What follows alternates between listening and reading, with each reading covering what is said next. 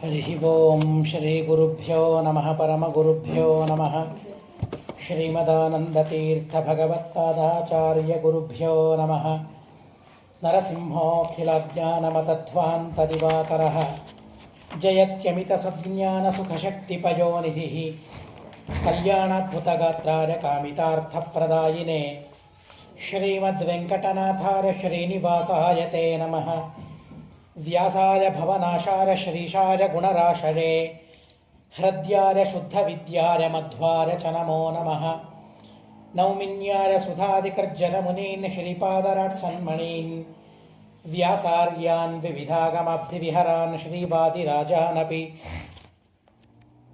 ವಂದೇ ಹಂಸವರಾನ್ ರಘೂತ್ತಮ ಗುರೋನ್ ವೈದಗ್ಧ್ಯವಾರಾಂ ನಿಧೀನ್ ಶ್ರೀ ಸತ್ಯವ್ರತ ರಾಘವೇಂದ್ರ ಮುನಿಪಾನ್ ಸದ್ಬೋಧ ಸಧ್ಯಾನಪಾನ್ ಸತ್ಯಾಭಿಜ್ಞಕರಾಬ್ಜೋತ್ಥಾನ್ ಪಂಚಾಶದ್ವರ್ಷ ಪೂಜಕಾನ್ ಸತ್ಯಪ್ರಮೋದತೀರ್ಥಾರ್ಯಾನ್ ನೌಮಿನ್ಯಾರ ಸುಧಾರತಾನ್ ಶಾಸ್ತ್ರೇಷು ಪಾರದೃಶ್ವಾನಂ ಶಾಸ್ತ್ರಜ್ಞೇಷು ಚ ವತ್ಸಲಂ ದೀನಭಕ್ತೋದ್ಧಾರಕರಂ ಸತ್ಯಾತ್ಮಾನಂ ಗುರುಂ ಭಜೆ ವಿದ್ಯಾಪೀಠ ವಿಧಾತಾರಂ ವಿದ್ಯಾವಾರಿಧಿ ಚಂದಿರಂ ವಿದ್ಯಾರ್ಥಿವತ್ಸಲಂ ವಂದೇ ಮಹಾಮಹಿಮ ಸದ್ಗುರುಂ ನಾರಾಯಣಾಯ ಪರಿಪೂರ್ಣ ಗುಣರ್ಣವಾಯ ವಿಶ್ವೋದರ ಸ್ಥಿತಿಲಯೋನ್ನಿಯತಿಪ್ರದಾಯ ಜ್ಞಾನಪ್ರದಾಯ ವಿಬುಧಾಸುರ ಸೌಖ್ಯ ದುಃಖ ಸತ್ಕಾರಣಾಯ ವಿತತಾಯ ನಮೋ ನಮಸ್ತೆ. ನಾರಾಯಣಂ ನಮಸ್ಕೃತ್ಯ ನರಂ ಚೈವ ನರೋತ್ತಮಂ ದೇವೀಂ ಸರಸ್ವತೀಂ ವ್ಯಾಸಂ ತತೋ ಜರಮುದೀರಯೇತ್. ದ್ವೈಪಾಯನೋಷ್ಠಪುಟ ನಿಸ್ಸೃತಮಪ್ರಮೇಯಂ ಪುಣ್ಯಂ ಪವಿತ್ರಮಥ ಪಾಪಹರಂ ಶಿವಂಚ ಯೋ ಭಾರತಂ ಸಮಧಿಗಚ್ಚತಿ ವಾಚ್ಯಮಾನಂ ಕಿಂ ತಸ್ಯ ಪುಷ್ಕರಜಲೈರಭಿಷೇಚನೇನ ಜರತಿ ಪರಾಶರಸೂನುಃ ಸತ್ಯವತೀ ಹೃದಯನಂದನೋ ವ್ಯಾಸಃ ಯಸ್ಯಾಸ್ಯ ಕಮಲಗಲಿತಂ ವಾङ्ಮಯಮೃತಂ ಜಗತ್ಪಿಬತಿ ಸ್ವಸ್ತ್ಯಸ್ತು. ಹರಿ ಓಂ ಹರಿ ಓಂ ಹರಿ ಓಂ. ಹರಿವಂಶದಲ್ಲಿಯ ಎರಡನೇ ಪರ್ವ ವಿಷ್ಣು ಪರ್ವ. ಯಾವ ಕೃಷ್ಣನ ಮಹಿಮೆಯನ್ನು ತಿಳಿದುಕೊಳ್ಳಬೇಕು ಅಂತ ಎಲ್ಲ ಭಕ್ತರು ಪ್ರಶ್ನೆ ಮಾಡಿದ್ದಾರೆ. ಆ ಪ್ರಶ್ನೆಗೆ ಉತ್ತರ ಕೊಡುವುದಕ್ಕಾಗಿ ಪರಮಾತ್ಮ ಹರಿವಂಶವನ್ನು ಉಪದೇಶ ಮಾಡಿದ್ದಾನೆ, ಹರಿವಂಶವನ್ನು ರಚನೆ ಮಾಡಿದ್ದಾನೆ ಖಿಲಭಾಗವಾಗಿ. ಈ ಹರಿವಂಶದ ವಿಷ್ಣು ಪರ್ವದಲ್ಲಿ ವೈಶಂಪಾಯನರು ಹೇಳ್ತಾರೆ, ಜ್ಞಾತ್ವಾ ವಿಷ್ಣುಂ ಕ್ಷಿತಿಗತಂ ಭಾಗಾಂಶ್ಚ ತ್ರಿದಿವೌಕಸಾಂ ವಿನಾಶ ಶಂಸೀ ಕಂಸಸ್ಯ ನಾರದೋ ಮಥುರಾಂ ಯಯೌ. ದೇವತೆಗಳೆಲ್ಲ ಸಭೆಯನ್ನು ಮಾಡ್ತಾರೆ, ಭೂಭಾರವನ್ನು ಪರಿಹಾರ ಮಾಡಬೇಕು, ಅಪಹಾರ ಮಾಡಬೇಕು ಅಂತ ಸಂಕಲ್ಪ ಮಾಡಿಕೊಳ್ತಾರೆ. ಪರಮಾತ್ಮ ಎಲ್ಲರಿಗೆ ಆದೇಶ ಮಾಡ್ತಾನೆ, ದೇವತೆಗಳಿಗೆ ಎಲ್ಲವನ್ನೂ ತಾನೊಬ್ಬನೇ ಮಾಡಲು ಸಮರ್ಥ. ಆದರೆ ಸೇವಾ ಸೌಭಾಗ್ಯವನ್ನು ಭಗವಂತ ಕಲ್ಪಿಸಿಕೊಡಬೇಕು ಅಂತನ್ನೋದಕ್ಕಾಗಿ ಪರಮಾತ್ಮ ಆ ರೀತಿಯಾದ ಸೇವೆಯ ಸೌಭಾಗ್ಯವನ್ನು ಕಲ್ಪಿಸಿಕೊಡ್ತಾನೆ. ದೇವರು ಮಾಡುವ ಯಾವ ಕರ್ಮದಿಂದಲೂ ದೇವರಿಗೆ ಯಾವ ಲಾಭವೂ ಇಲ್ಲ. ದೇವರು ಕೃಷ್ಣನಾಗ್ತಾನೆ, ರಾಮನಾಗ್ತಾನೆ, ವೇದವ್ಯಾಸನಾಗ್ತಾನೆ, ದತ್ತನಾಗ್ತಾನೆ, ಅನಂತ ರೂಪಗಳಿಂದ ಭಗವಂತ ಅವತಾರವನ್ನು ತಾಳ್ತಾನೆ. ಏನು ಲಾಭ ದೇವರಿಗೆ? ಯಾವ ಲಾಭವೂ ಪರಮಾತ್ಮನಿಗೆ ಇಲ್ಲ, ಕಿಂಚಿತ್ತೂ ಲಾಭ ಇಲ್ಲ. ತಾನು ಮಾಡುವ ಅವತಾರದಿಂದಲೂ ದೇವರಿಗೆ ಲಾಭ ಇಲ್ಲ. ಭಾಗವತದ ಮೊದಲಿಗೆ ಅದನ್ನೇ ಹೇಳ್ತಾರೆ, ಯತ್ರ ತ್ರಿಸರ್ಗೋ ಮೃಷ. ಭಗವಂತ ಮಾಡೋದು ಮೂರು ವಿಧವಾದ ಸೃಷ್ಟಿ: ಆತ್ಮ ಸೃಷ್ಟಿ, ಜೀವ ಸೃಷ್ಟಿ, ಜಡ ಸೃಷ್ಟಿ. ಈ ಮೂರು ವಿಧವಾದ ಸೃಷ್ಟಿಯಿಂದಲೂ ದೇವರಿಗೆ ಲಾಭ ಇಲ್ಲ ಅಂತ ಹೇಳಿಬಿಡ್ತಾನೆ. ಹಾಗಾದರೆ ಯಾರಿಗಾಗಿ ಅಂತಂದರೆ ಇದೆಲ್ಲ ಜೀವರಿಗಾಗಿ. ತನ್ನ ಅವತಾರವೂ ಕೂಡ ಜೀವರಿಗಾಗಿಯೇನೆ. ಅಷ್ಟು ಪರಮಾತ್ಮ ಪರಾರ್ಥ. ಸ್ವಾರ್ಥ ಅಂತನ್ನೋದು ಲವಲೇಶವೂ ದೇವರಲ್ಲಿ ಇಲ್ಲ. ನಾವಂತ ಇರ್ತೇವೆ ಆವಾಗ ನನ್ನಲ್ಲಿ ಏನೂ ಸ್ವಾರ್ಥ ಇಲ್ಲ, ಏನೂ ಸ್ವಾರ್ಥ ಇಲ್ಲ. ಸುಳ್ಳು, ಬರೀ ಸುಳ್ಳು. ಅದು ಎಲ್ಲವೂ ಸ್ವಾರ್ಥವೇ ನಮ್ಮದು. ಪರಾರ್ಥವೂ ಕೂಡ ಸ್ವಾರ್ಥವೇ ನಮ್ಮದಾಗಿರ್ತದೆ. ಸ್ವಾಮಿ ಕಾರ್ಯ ಸ್ವಕಾರ್ಯ ಅಂತ ಅಂತೀವಲ್ಲ, ಹಾಗೆ ನಮ್ಮ ಕೆಲಸ ಅಂತನ್ನೋದಕ್ಕಾಗಿ ಸ್ವಾಮಿ ಕಾರ್ಯವನ್ನು ನಾವು ಹುಡ್ಕೊಳ್ತೇವೆ. ಆ ಕೆಲಸ ಮಾಡಲಿಕ್ಕೆ ನಾವು ಸಿದ್ಧರಾಗ್ತೇವೆ. ಯಾಕೆ? ನಮ್ಮದೂ ಕೆಲಸ ಆಗ್ತದೆ ಅಂತನ್ನೋದಕ್ಕಾಗಿ. ಇಲ್ಲೇ ಹೋದರೆ ನಾವು ಯಾಕೆ ತಯಾರಾಗ್ತೇವೆ? ದೇವರ ಪೂಜೆಯನ್ನು ಯಾಕೆ ಮಾಡ್ತೇವೆ? ನಮಗೆ ಊಟ ಸಿಗಬೇಕು ಅನ್ನೋದಕ್ಕಾಗಿ ದೇವರ ಪೂಜೆ ಮಾಡ್ತೇವೆ. ಆ ಪೂಜೆ ಇಲ್ಲದೆ ಊಟ ಮಾಡೋದು ಒಂದಿದೆ, ಪದ್ಧತಿ ಇಲ್ಲ ಅಂತಲ್ಲ. ಆದರೆ ನನಗೆ ಊಟ ಆಗಬೇಕು ಅಂದರೆ ದೇವರ ಪೂಜೆ ಆಗಬೇಕು, ಆಗಲಿಲ್ಲ ಅಂದರೆ ಊಟವಾಗೋದಿಲ್ಲ. ಹೀಗಾಗಿ ನನಗಾಗಿ ದೇವರ ಪೂಜೆ. ಆದರೆ ದೇವರು ಮಾತ್ರ ಸಂಪೂರ್ಣ ಪರಾರ್ಥ. ಅಣುವಿನಷ್ಟೂ ಸ್ವಾರ್ಥ ಪರಮಾತ್ಮನಲ್ಲಿ ಇಲ್ಲ. ದೇವರ ಅವತಾರಗಳೂ ಕೂಡ ಯಸ್ಯ ಅವತಾರ ಲೋಕಾನಾಂ ಕ್ಷೇಮಾಯ ವಿಭವಾಯ ಚ, ಭಾಗವತದಲ್ಲೇನೆ ಮೊದಲನೇ ಸ್ಕಂಧದಲ್ಲಿಯೇನೆ ಈ ಮಾತನ್ನು ಹೇಳ್ತಾರೆ. ಯಸ್ಯಾವತಾರ, ಭಗವಂತ ಅವನಿಗೆ ಜಡವಾದ ವಸ್ತುವಿನಿಂದ ಜೀವರಿಂದ ಪ್ರಯೋಜನ ಇಲ್ಲ, ಲಾಭ ಇಲ್ಲ ಆಗಬಹುದು, ಆದರೆ ತನ್ನ ಅವತಾರದಿಂದಲೂ ಲಾಭ ಇಲ್ಲ ಅಂದರೆ ಹೇಗೆ? ತನ್ನ ಅವತಾರದಿಂದ ಅವನಿಗೆ ಲಾಭ ಇರಬಹುದಲ್ಲ ಅಂತಂದರೆ ಇಲ್ಲ ಅಂತ ಭಾಗವತವೇ ಹೇಳ್ತದೆ. ಯಸ್ಯ ಅವತಾರ, ಯಾವ ಪರಮಾತ್ಮನ ಅವತಾರ ಲೋಕಾನಾಂ ಕ್ಷೇಮಾಯ, ಜನರ ಕ್ಷೇಮಕ್ಕಾಗಿ, ಜನರ ವೈಭವಕ್ಕಾಗಿ. ನಮ್ಮ ಸ್ವಾಮಿ ನಮಗಾಗಿ ಇಷ್ಟು ಅವತಾರಗಳನ್ನು ತಾಳಿದ್ದಾನೆ ಅಂತ. ನಮ್ಮ ಐಶ್ವರ್ಯ, ನಮ್ಮ ವೈಭವ ಎಷ್ಟಿದೆ ನೋಡಿ. ನಮ್ಮ ವೈಭವ ಅಂದರೆ ನಮಗಾಗಿ ಭಗವಂತ ಅನಂತ ಅವತಾರಗಳನ್ನು ತಾಳಿದ್ದಾನೆ. ರಾಮ ಯಾರಿಗಾಗಿ? ನಮಗಾಗಿ. ಕೃಷ್ಣ ಯಾರಿಗಾಗಿದ್ದಾನೆ? ನಮಗಾಗಿ. ನಮಗೆ ನೆನಪಿಲ್ಲ ಕೃಷ್ಣನಾದಾಗ ನಾವು ಎಲ್ಲಿದ್ವಿ, ಏನು ಮಾಡ್ತಾ ಇದ್ವಿ, ಹೇಗಿದ್ವಿ ಏನೂ ಗೊತ್ತಿಲ್ಲ. ಆದರೆ ನಮಗಾಗಿಯೇ ಕೃಷ್ಣ ಆದದ್ದು, ರಾಮನಾದದ್ದು, ಎಲ್ಲ ರೂಪಗಳು ನಮಗಾಗಿಯೇ. ಹೀಗಾಗಿ ಆ ಭಗವಂತ ತಾನು ಅವತಾರವನ್ನು ತಾಳ್ತಾನೆ. ಅವತಾರವನ್ನು ತಾಳಿ ಎಲ್ಲ ಕೆಲಸವನ್ನು ತಾನೇ ಮಾಡಿಕೊಳ್ಳಬಹುದು. ಆದರೆ ವಾಯುದೇವರಿಗೆ ಅವಕಾಶವನ್ನು ಕೊಡ್ತಾನೆ. ಯಾಕೆ? ವಾಯುದೇವರ ಸಾಧನೆ ಆಗಬೇಕಲ್ಲ. ವಾಯುದೇವರಿಗೆ ಅವಕಾಶ ಕೊಡದೆ ಎಲ್ಲ ತಾನೇ ಮಾಡಿಕೊಂಡು ಬಿಟ್ಟರೆ ವಾಯುದೇವರಿಗೆ ಸಾಧನೆಯಲ್ಲಿ, ವಾಯುದೇವರಿಗೆ ಸಾಧನೆಯೇ ಇಲ್ಲ ಅಂತ ಆಗಿಬಿಡ್ತದೆ. ಹೀಗಾಗಿ ವಾಯುದೇವರ ಸಾಧನೆ ಆಗಬೇಕು, ಎಲ್ಲರ ಸಾಧನೆ ಆಗಬೇಕು ಅಂತ ಅನ್ನೋದಕ್ಕಾಗಿ ಭಗವಂತ ಎಲ್ಲರಿಗೂ ಅವರವರ ಯೋಗ್ಯತೆಗೆ ತಕ್ಕಂತೆ ಅವಕಾಶವನ್ನು ಕೊಡ್ತಾನೆ. ಭೂಭಾರ ಹರಣದಲ್ಲಿ ಸೇವೆ ಮಾಡುವ ಅವಕಾಶವನ್ನು ಪರಮಾತ್ಮ ಕೊಡ್ತಾನೆ. ಒಂದು ಸಂದರ್ಭದಲ್ಲಿ ಗರುಡ ಪ್ರಾರ್ಥನೆ ಮಾಡ್ತಾನಂತೆ. ರಾಮಾಯಣದ ಸಂದರ್ಭದಲ್ಲಿ ಏನೋ ದೊಡ್ಡ ಸಭೆ ನಡೆಸಿದ್ದಾರೆ. ಸಭೆ ನಡೆಸಿ ಯಾರ್ಯಾರು ಏನೇನಾಗಬೇಕು ಅಂತ ದೇವರೆಲ್ಲರಿಗೆ ಆದೇಶ ಮಾಡ್ತಾ ಇದ್ದಾನೆ. ಆದರೆ ಗರುಡನಿಗೆ ಮಾತ್ರ ಯಾವ ಆದೇಶವಿಲ್ಲ. ಯಾಕೆ? ಗರುಡನಿಗೆ ಅವತಾರ ಇಲ್ಲ ಭೂಮಿಯಲ್ಲಿ. ಶೇಷದೇವರಿಗೆ ಅವತಾರ ಇದೆ. ಗರುಡ ಭೂಮಿಯಲ್ಲಿ ಬಂದದ್ದು ಹೀಗೆ ಬರ್ತಾನೆ, ಜನ್ಮ ಇಲ್ಲ ಗರುಡನಿಗೆ. ಯಾರ ಹೊಟ್ಟೆಯಲ್ಲಿ ಹುಟ್ಟಿ ಬಂದಿದ್ದಾನೆ ಗರುಡ? ಶೇಷದೇವರು ಬಂದಿದ್ದಾರೆ. ಲಕ್ಷ್ಮಣನಾದ, ಬಲರಾಮನಾದ ಕಥೆಗಳನ್ನು ಕೇಳ್ತೇವೆ. ಆದರೆ ಗರುಡ ಎಲ್ಲಿದೆ ಅವತಾರ? ಗರುಡನಿಗೆ ಅವತಾರವೇ ಇಲ್ಲ. ಹೀಗಾಗಿ ಗರುಡನಿಗೆ ಸ್ವಲ್ಪ ನಿರುತ್ಸಾಹ ಆಯ್ತಂತೆ. ಎಲ್ಲರಿಗೆ ಅವತಾರ ತಾಳು ಅಂತ ನೀನು ಹೇಳ್ತಾ ಇದ್ದಿ, ಎಲ್ಲರಿಂದ ಸೇವೆಯನ್ನು ಪಡೆದುಕೊಳ್ಳಿಕ್ಕೆ ನೀನು ಸಿದ್ಧನಾಗಿದ್ದಿ, ಆದರೆ ನನಗೆ ಅವತಾರ ಇಲ್ಲ, ನಿನ್ನ ಸೇವೆ ಮಾಡುವ ಅವಕಾಶ ಇಲ್ಲ, ನಾನೇನು ಮಾಡಲಿ ಅಂತ ಅಂದಾಗ, ಹಾಗೆಲ್ಲ ನಿರುತ್ಸಾಹನಾಗಬೇಡ, ನಿನಗೂ ಸೇವಾವಕಾಶವನ್ನು ಕೊಡ್ತೇನೆ ಅಂತ ಹೇಳಿ ಸೇವೆಗೆ ಅವಕಾಶವನ್ನು ಕೊಡ್ತಾನೆ. ಆ ಸಂದರ್ಭದಲ್ಲಿ ಮತ್ತೆ ಆ ಸರ್ಪ ಅಸ್ತ್ರದಿಂದ, ನಾಗಾಸ್ತ್ರದಿಂದ ಲಕ್ಷ್ಮಣನನ್ನು, ಎಲ್ಲ ಕಪಿಗಳನ್ನು ಬಂಧನೆ ಮಾಡಿದಾಗ ಇಂದ್ರಜಿತ್ತು, ಆವಾಗ ಗರುಡ ಹಾಗೇ ಬರ್ತಾನೆ.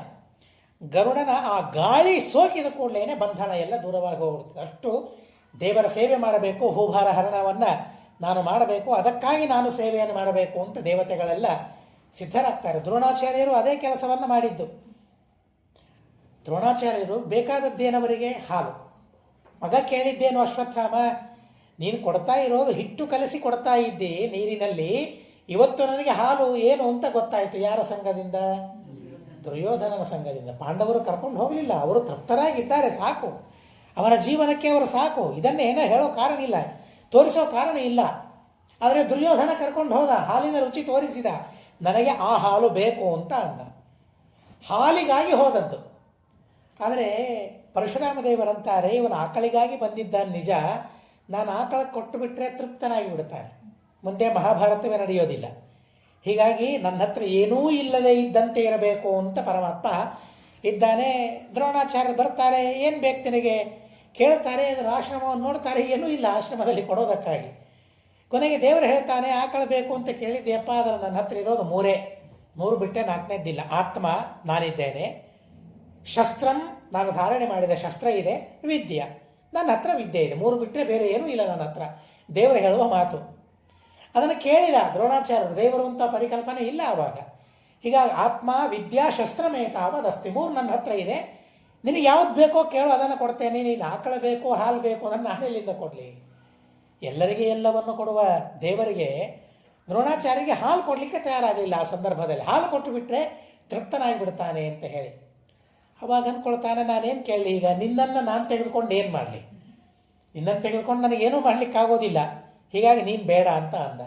ಇನ್ನು ನೀನು ಶಸ್ತ್ರ ಅಂದರೆ ಧಾರಣೆ ಮಾಡಲಿಕ್ಕೆ ನನ್ನ ಕಡೆಯಿಂದ ಎಲ್ಲಿ ಆಗ್ತದೆ? ಆಗೋದಿಲ್ಲ, ಬೇಡ, ವಿದ್ಯೆ ಇದೆಯಲ್ಲ ಅದನ್ನು ಕೊಡು ಸಾಕು ಅಂತ ಅಂದ. ಏನೋ ಕೇಳಲಿಕ್ಕೆ ಹೋಗಿದ್ದ, ಏನೋ ಸಿಕ್ತು ಅವನಿಗೆ. ಆವಾಗ ಯಾಕೆ ದೇವರು ಹಾಗೆ ಮಾಡಿದ ಅಂತಂದರೆ, ಭೂಭಾರ ಹರಣದಲ್ಲಿ ಇವನು ಅಂಗನಾಗಬೇಕು, ಇವನ ಸೇವೆ ಆಗಬೇಕು. ಭೂಭಾರ ಹರಣದ ಸೇವೆಯನ್ನು ಇವನು ಮಾಡಬೇಕು. ಮಾಡಬೇಕು ಅಂತಾದರೆ ಪಾಂಡವರಿಗೆ ಕೌರವರಿಗೆ ಆಗ ಇರುವ ಎಲ್ಲ ಕ್ಷತ್ರಿಯರಿಗೂ ಸಹ ಇವನು ವಿದ್ಯೆಯನ್ನು ಕೊಡಬೇಕು, ಇವನು ಗುರು ಆಗಬೇಕು, ಇವರನ್ನು ಗುರುವನ್ನಾಗಿ ಮಾಡಬೇಕು ಅಂತ ದೇವರ ಸಂಕಲ್ಪ ಇತ್ತು. ಹೀಗಾಗಿ ವಿದ್ಯೆಯನ್ನು ಭಗವಂತ ಕೊಟ್ಟ. ಭೂಭಾರ ಹರಣದಲ್ಲಿ ಸೇವೆ ಮಾಡುವ ಸೌಭಾಗ್ಯವನ್ನು, ಅವಕಾಶವನ್ನು ದೇವರು ದ್ರೋಣಾಚಾರ್ಯರಿಗೆ ಮಾಡಿಕೊಟ್ಟು ಬಿಡುತ್ತಾನೆ. ಹಾಗೆ ಎಲ್ಲ ದೇವತೆಗಳಿಗೂ ಭಗವಂತ ಆ ತರಹದ ಅವಕಾಶವನ್ನು ಕೊಡ್ತಾನೆ. ಆ ಸಾಧನೆಯನ್ನು ಮಾಡಿಸಿ ಅವರಿಗೆ ಸಿದ್ಧಿಯನ್ನು ಭಗವಂತ ಕೊಡ್ತಾನೆ. ಹೀಗಾಗಿ ದೇವತೆಗಳೆಲ್ಲ ಅದಕ್ಕೆ ಸಿದ್ಧರಾಗಿದ್ದಾರೆ. ಅವತಾರವನ್ನು ತಾಳೋದಕ್ಕಾಗಿ ತತ್ರೈಷಾ ದೇವಕೀಯಾತೆ ಮಥುರಾಯಾಂ ಲಘುಸ್ವಸ ಯೋಸ್ಯಾಂ ಗರ್ಭೋಷ್ಟಮಃ ಕಂಸಃ ಸತೇ ಮೃತ್ಯುರ್ಭವಿಷ್ಯಸಿ. ಭಾಗವತದ ಕತೆ ಬೇರೆ. ಅಲ್ಲಿ ವಿವಾಹ ಮಾಡಿ ರಥದಲ್ಲಿ ಕೂಡಿಸಿಕೊಂಡು ಇವನು ಹೋಗ್ತಾ ಇರ್ತಾನೆ. ಆವಾಗ ಆಕಾಶವಾಣಿ ಆಗ್ತದೆ. ಈ ಕಥೆಯನ್ನೆಲ್ಲ ಭಾಗವತದಲ್ಲಿ ನಾವು ಕೇಳ್ತೇವೆ.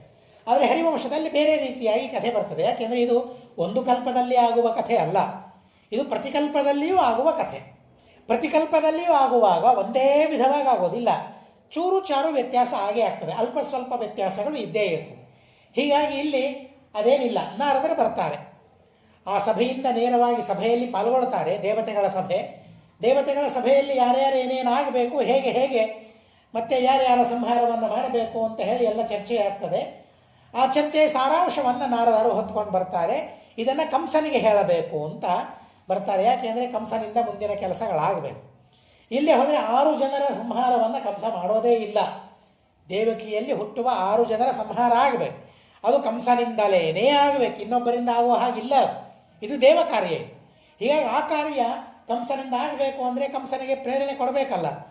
ಹಾಗಾದರೆ ಕಂಸನಿಗೆ ಪ್ರೇರಣೆ ಕೊಡೋದಕ್ಕಾಗಿ ನಾರದರು ಬರ್ತಾರೆ. ನಾರದರು ಬಂದು ಹೇಳ್ತಾರೆ, ತತ್ರೈಷಾ ದೇವಕಿ ಯಾತೆ ಮಥುರಾಯಾಂ ಲಘುಸ್ವಸ.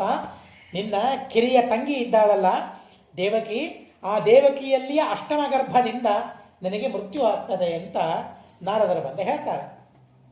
ಆದ್ದರಿಂದಾಗಿ ಸುಮ್ಮನೆ ಕೊಡಬೇಡ. ಯತ್ನಶ್ಚಕ್ರಿಯತಾಂ ಕಂಸ ದೇವಕಿಯ ಗರ್ಭಕ್ರಂತನೆ.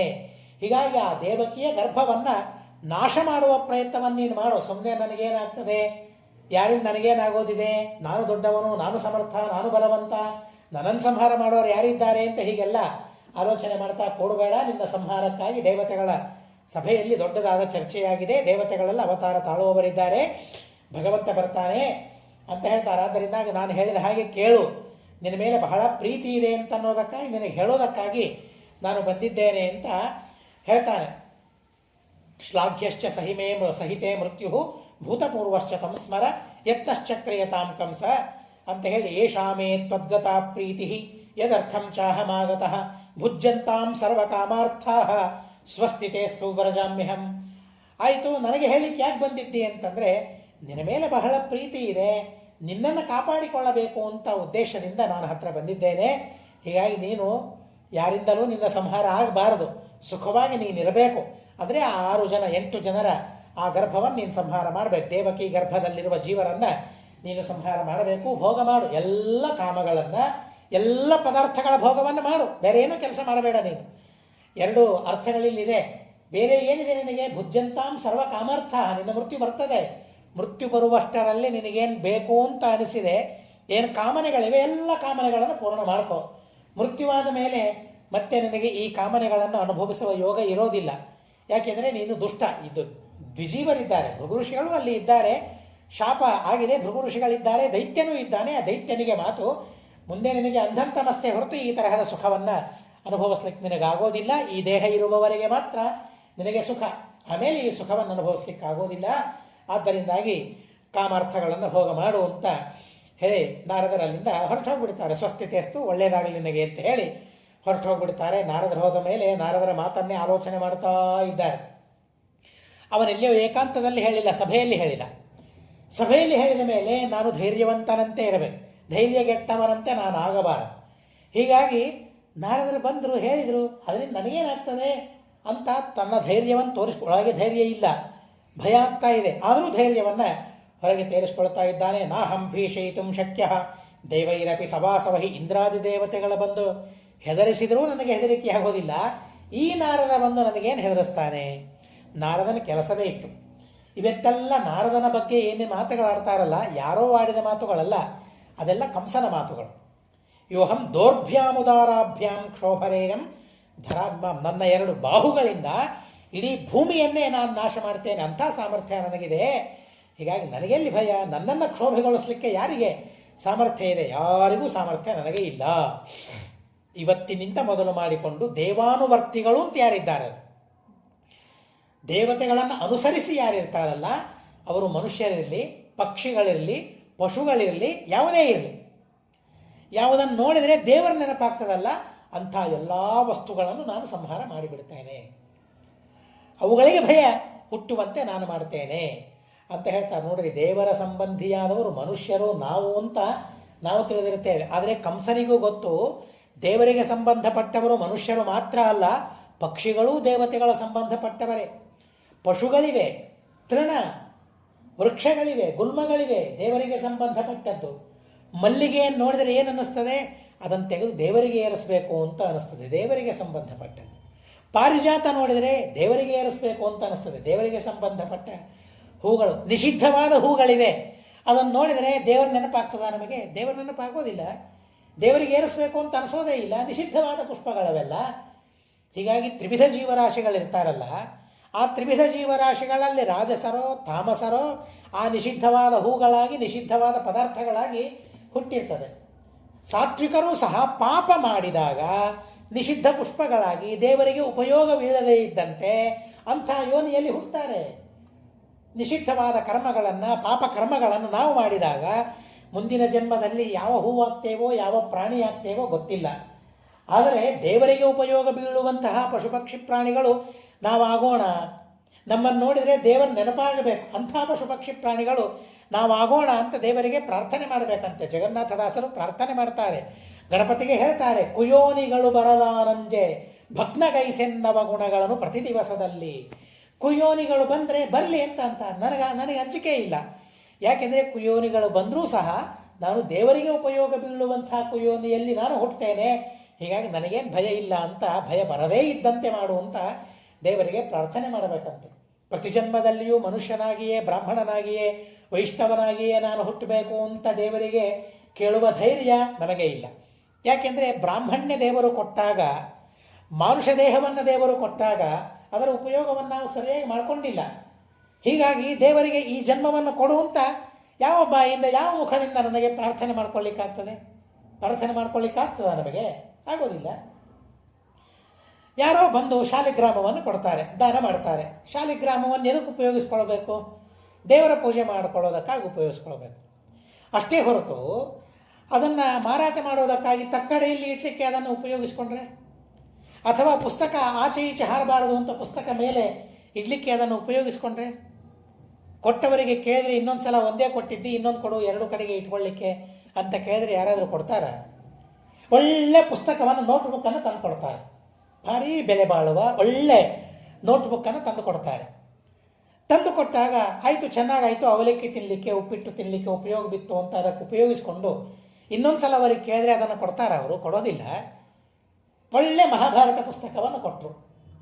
ಅವ ಮಹಾಭಾರತ ಅಂದರೆ ಗೊತ್ತಿಲ್ಲ, ಆದರೆ ಏನೇನೋ ಹುಡುಗರು ಯಾಕೆ ಕೊಡೋದು, ಮಹಾಭಾರತ ಕೊಡೋಣ ಅಂತ ಹೇಳಿದರೆ ಆ ಪುಸ್ತಕವನ್ನು ಹರಿದು ಯಾವುದಕ್ಕಾಗಿ ಉಪಯೋಗಿಸ್ಕೊಂಡ್ರೆ ಅದನ್ನು ಕೊಡ್ತಾರ? ಈಗ ಕೊಡೋದಿಲ್ಲ. ಹಾಗೆ ದೇವರು ಈ ಬ್ರಾಹ್ಮಣ್ಯವನ್ನು ಕೊಟ್ಟಿದ್ದಾನೆ, ಉಪಯೋಗಿಸಿಕೊಳ್ಳಿ, ಇದರಿಂದ ಲಾಭ ಪಡೀಲಿ ಅನ್ನೋದಕ್ಕಾಗಿ ಬ್ರಾಹ್ಮಣ್ಯವನ್ನು ಭಗವಂತ ಕೊಟ್ಟಿದ್ದಾನೆ. ಆದರೆ ಇದನ್ನು ದುರುಪಯೋಗ ನಾವು ಮಾಡಿಕೊಂಡ್ರೆ ದೇವರು ಯಾಕೆ ಕೊಡ್ತಾನೆ? ಮತ್ತೊಂದು ಬಾರಿ ಕೊಡೋದಿಲ್ಲ. ನನಗಾಗಿ ಕೊಟ್ಟದ್ದು, ದೇವರಿಗಾಗಿ ಕೊಟ್ಟದ್ದಲ್ಲ ಬ್ರಾಹ್ಮಣ್ಯ. ನಮಗೆ ನನ್ನ ಸಾಧನೆಗಾಗಿ, ನನ್ನ ಸಿದ್ಧಿಗಾಗಿ, ನನ್ನ ಒಳಿತಿಗಾಗಿ ಭಗವಂತ ಕೊಟ್ಟಿದ್ದಾನೆ, ನನ್ನ ಲಾಭಕ್ಕಾಗಿ ಕೊಟ್ಟಿದ್ದಾನೆ. ಆದರೆ ಇದರ ದುರುಪಯೋಗವನ್ನು ನಾವು ಮಾಡಿಕೊಂಡ್ರೆ ದೇವರು ಇನ್ನೊಂದು ಸಲ ಕೊಡೋದಿಲ್ಲ ಇಂತಹ ಶರೀರವನ್ನು. ಹೀಗಾಗಿ ದೇವರಿಗೆ ಕೇಳೋ ಧೈರ್ಯ ನಮಗಿಲ್ಲ. ಇನ್ನೊಂದು ಸಾರಿ ನನ್ನನ್ನು ಬ್ರಾಹ್ಮಣನಾಗಿ ಹುಟ್ಟಿಸುವಂತ ಕೇಳುವ ಧೈರ್ಯ ನನಗಿಲ್ಲ, ಮನುಷ್ಯನಾಗಿ ಹುಟ್ಟಿಸುವಂತ ಕೇಳುವ ಧೈರ್ಯ ನಮಗಿಲ್ಲ. ಹೀಗಾಗಿ ದೇವರಿಗೆ ಕುಯೋನಿಗಳು ಬರಲು ಆನಂಜೆ, ನನಗೆ ಅಂಜಿಕೆ ಇಲ್ಲ, ನಾನು ಏನಾಗಿ ಹುಟ್ಟುತ್ತೇನೆ ಗೊತ್ತಿಲ್ಲ, ಆದರೆ ನಿನಗೆ ಉಪಯೋಗ ಬೀಳುವಂತೆ ನಾನು ಆಗಬೇಕು ಅಂತ ಕೇಳ್ತಾರೆ. ನಾನೊಂದು ಹೂವಾಗಿ ಹುಟ್ಟಿದರೂ ಸಹ ಅದು ನಿನಗೆ ನಾನು ಅರ್ಪಿತ ಆಗಬೇಕು. ಎಲ್ಲಿಯೋ ಕಾಡಿನಲ್ಲಿ ಬಿದ್ದು ಯಾರ ಕಾಲ ಕೆಳಗೋ ಬಿದ್ದು ಹೋಗ್ತವಲ್ಲ ಎಷ್ಟೆಷ್ಟು ಹೂಗಳು, ಎಂಥೆಂಥ ಗತಿ.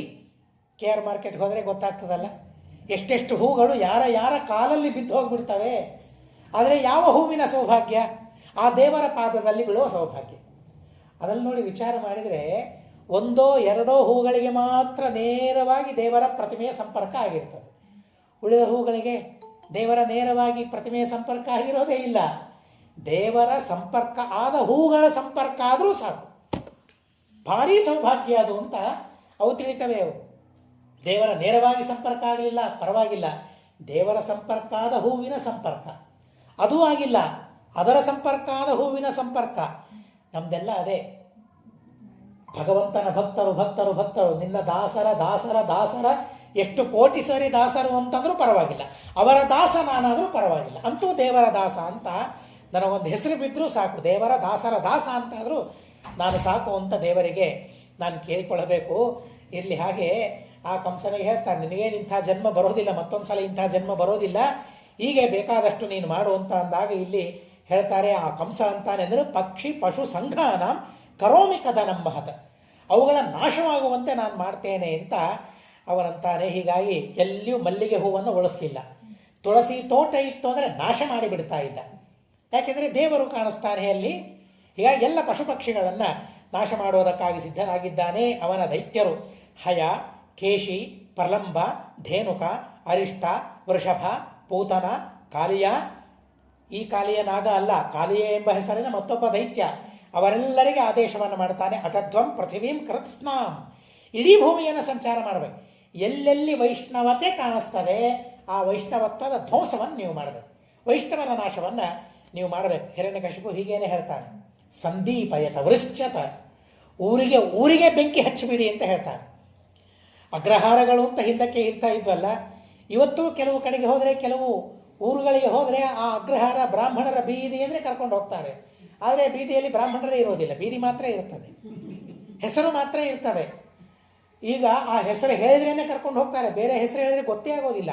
ಅನೇಕ ಕಡೆಗೆ ನಾನು ಹೋಗಿದ್ದೇನೆ ಹಾಗೆ, ಒಂದೋ ಎರಡೋ ಬ್ರಾಹ್ಮಣರ ಮನೆ, ಬೇರೆ ಏನೇನೋ ಹೇಳ್ತೇವೆ ಗೊತ್ತಾಗೋದಿಲ್ಲ. ಕೊನೆಗೆ ಅವರೇ ಅಂತಾರೆ, ನಮ್ಮನ್ನು ನೋಡಿ ಬ್ರಾಹ್ಮಣರ ಬೀದಿಗೆ ಹೋಗಬೇಕಾಗಿದೆ ನಿಮಗೆ ಅಂತ ಕೇಳ್ತಾರೆ.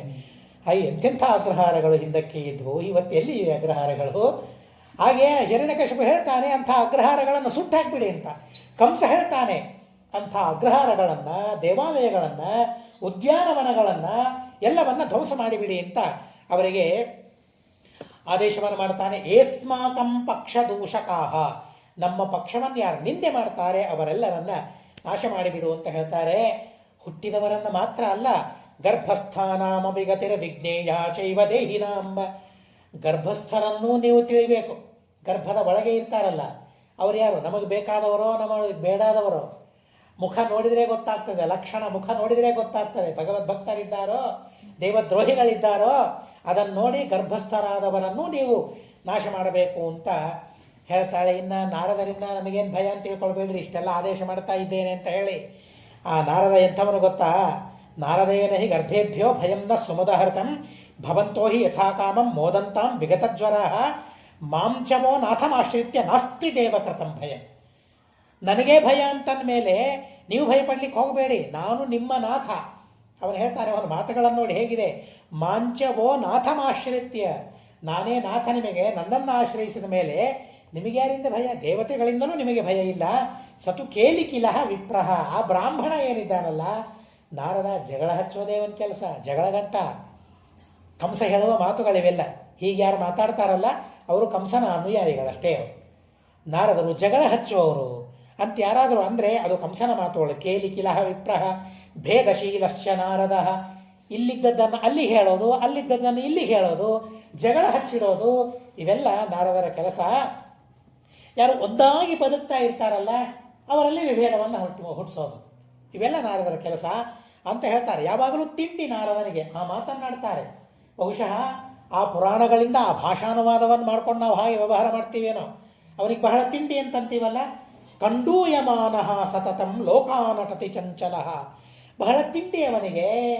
ಹೀಗಾಗಿ ಎಲ್ಲ ಕಡೆಗೆ ಇದೇ ಜಗಳವನ್ನು ಹಚ್ಚುತ್ತಾ ಅವನು ತಿರುಗಾಡ್ತಾ ಇದ್ದಾನೆ. ಘಟಮಾನೋ ನರೇಂದ್ರಾಣಂ ತಂತ್ರೈರ್ವರೇಣ ಚೈವೈ ಏವಂ ಸ ವಿಲಪನ್ನೇವ ವಾಂಗ್ಮಾತ್ರೇಣೈವ ಕೇವಲಂ.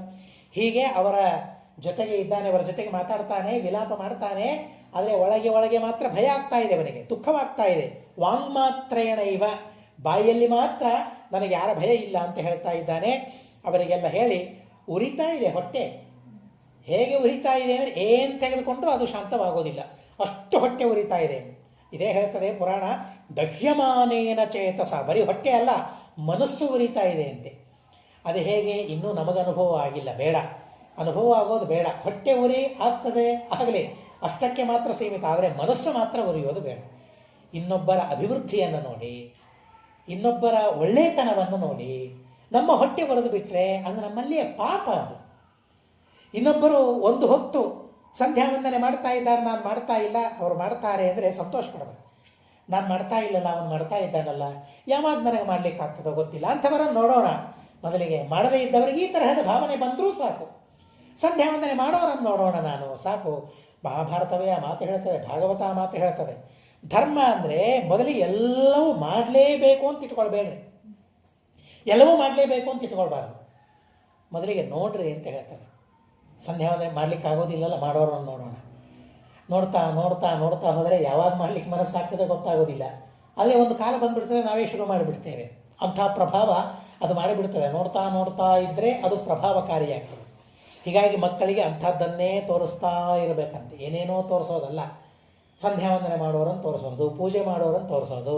ಎಷ್ಟು ಚೆನ್ನಾಗಿ ತೋರಿಸ್ತವೆ ಮಕ್ಕಳು. ಗಂಟೆ ಹೇಗೆ ಬಾರಿಸ್ಬೇಕು, ತೀರ್ಥ ಹೇಗೆ ಕೊಡಬೇಕು, ಸ್ವಾಮಿಗಳು ಹೇಗೆ ಪೂಜೆ ಮಾಡ್ತವೆ, ಮಕ್ಕಳಿದ್ದಾಗ ತೋರಿಸ್ತವೆ. ದೊಡ್ಡವರಾದ ಮೇಲೆ ಪೂಜೆ ಇಲ್ಲ, ಸಂಧ್ಯಾ ವಂದನೆ ಇಲ್ಲ, ಹಾಗಾಗಿ ಹೋಗ್ಬಿಡ್ತದೆ. ಆದರೆ ಅದು ಬೆಳೀತಾ ಬೆಳೀತಾ ಬೆಳೀತಾ ಬೆಳೀತಾ ಹೋಗಬೇಕು. ಹೀಗಾಗಿ ಅಲ್ಲಿ ಅಷ್ಟು ದಾಹ ಆಗ್ತಾ ಇದೆ, ಸಂತಾಪ ಆಗ್ತಾ ಇದೆ ಅವರ ಮನಸ್ಸಿನಲ್ಲಿ. ಪ್ರಥಮಾದೇವ ಹಂತವ್ಯ ಗರ್ಭಾಸ್ತೆ ಸಪ್ತ ಏವಹಿ ಮೂಲಾದೇವತು ಹಂತವ್ಯ ಸೋನರ್ಥೋ ಯತ್ರ ಸಂಶಯ. ಅವನು ಹೇಳ್ತಾನೆ, ಸರಿ 8ನೇ ಗರ್ಭದಿಂದ ಮರಣ ಅಲ್ಲ, ಉಳಿದ 7 ಜನರನ್ನು ಯಾಕೆ ಸಂಹಾರ ಮಾಡಬೇಕು, ಮಾಡೋ ಕಾರಣ ಇಲ್ಲ ಅಂತ. ಅಂದರೆ ಅದಕ್ಕೊಂದು ನ್ಯಾಯವನ್ನು ಅವನು ಹೇಳ್ತಾನೆ.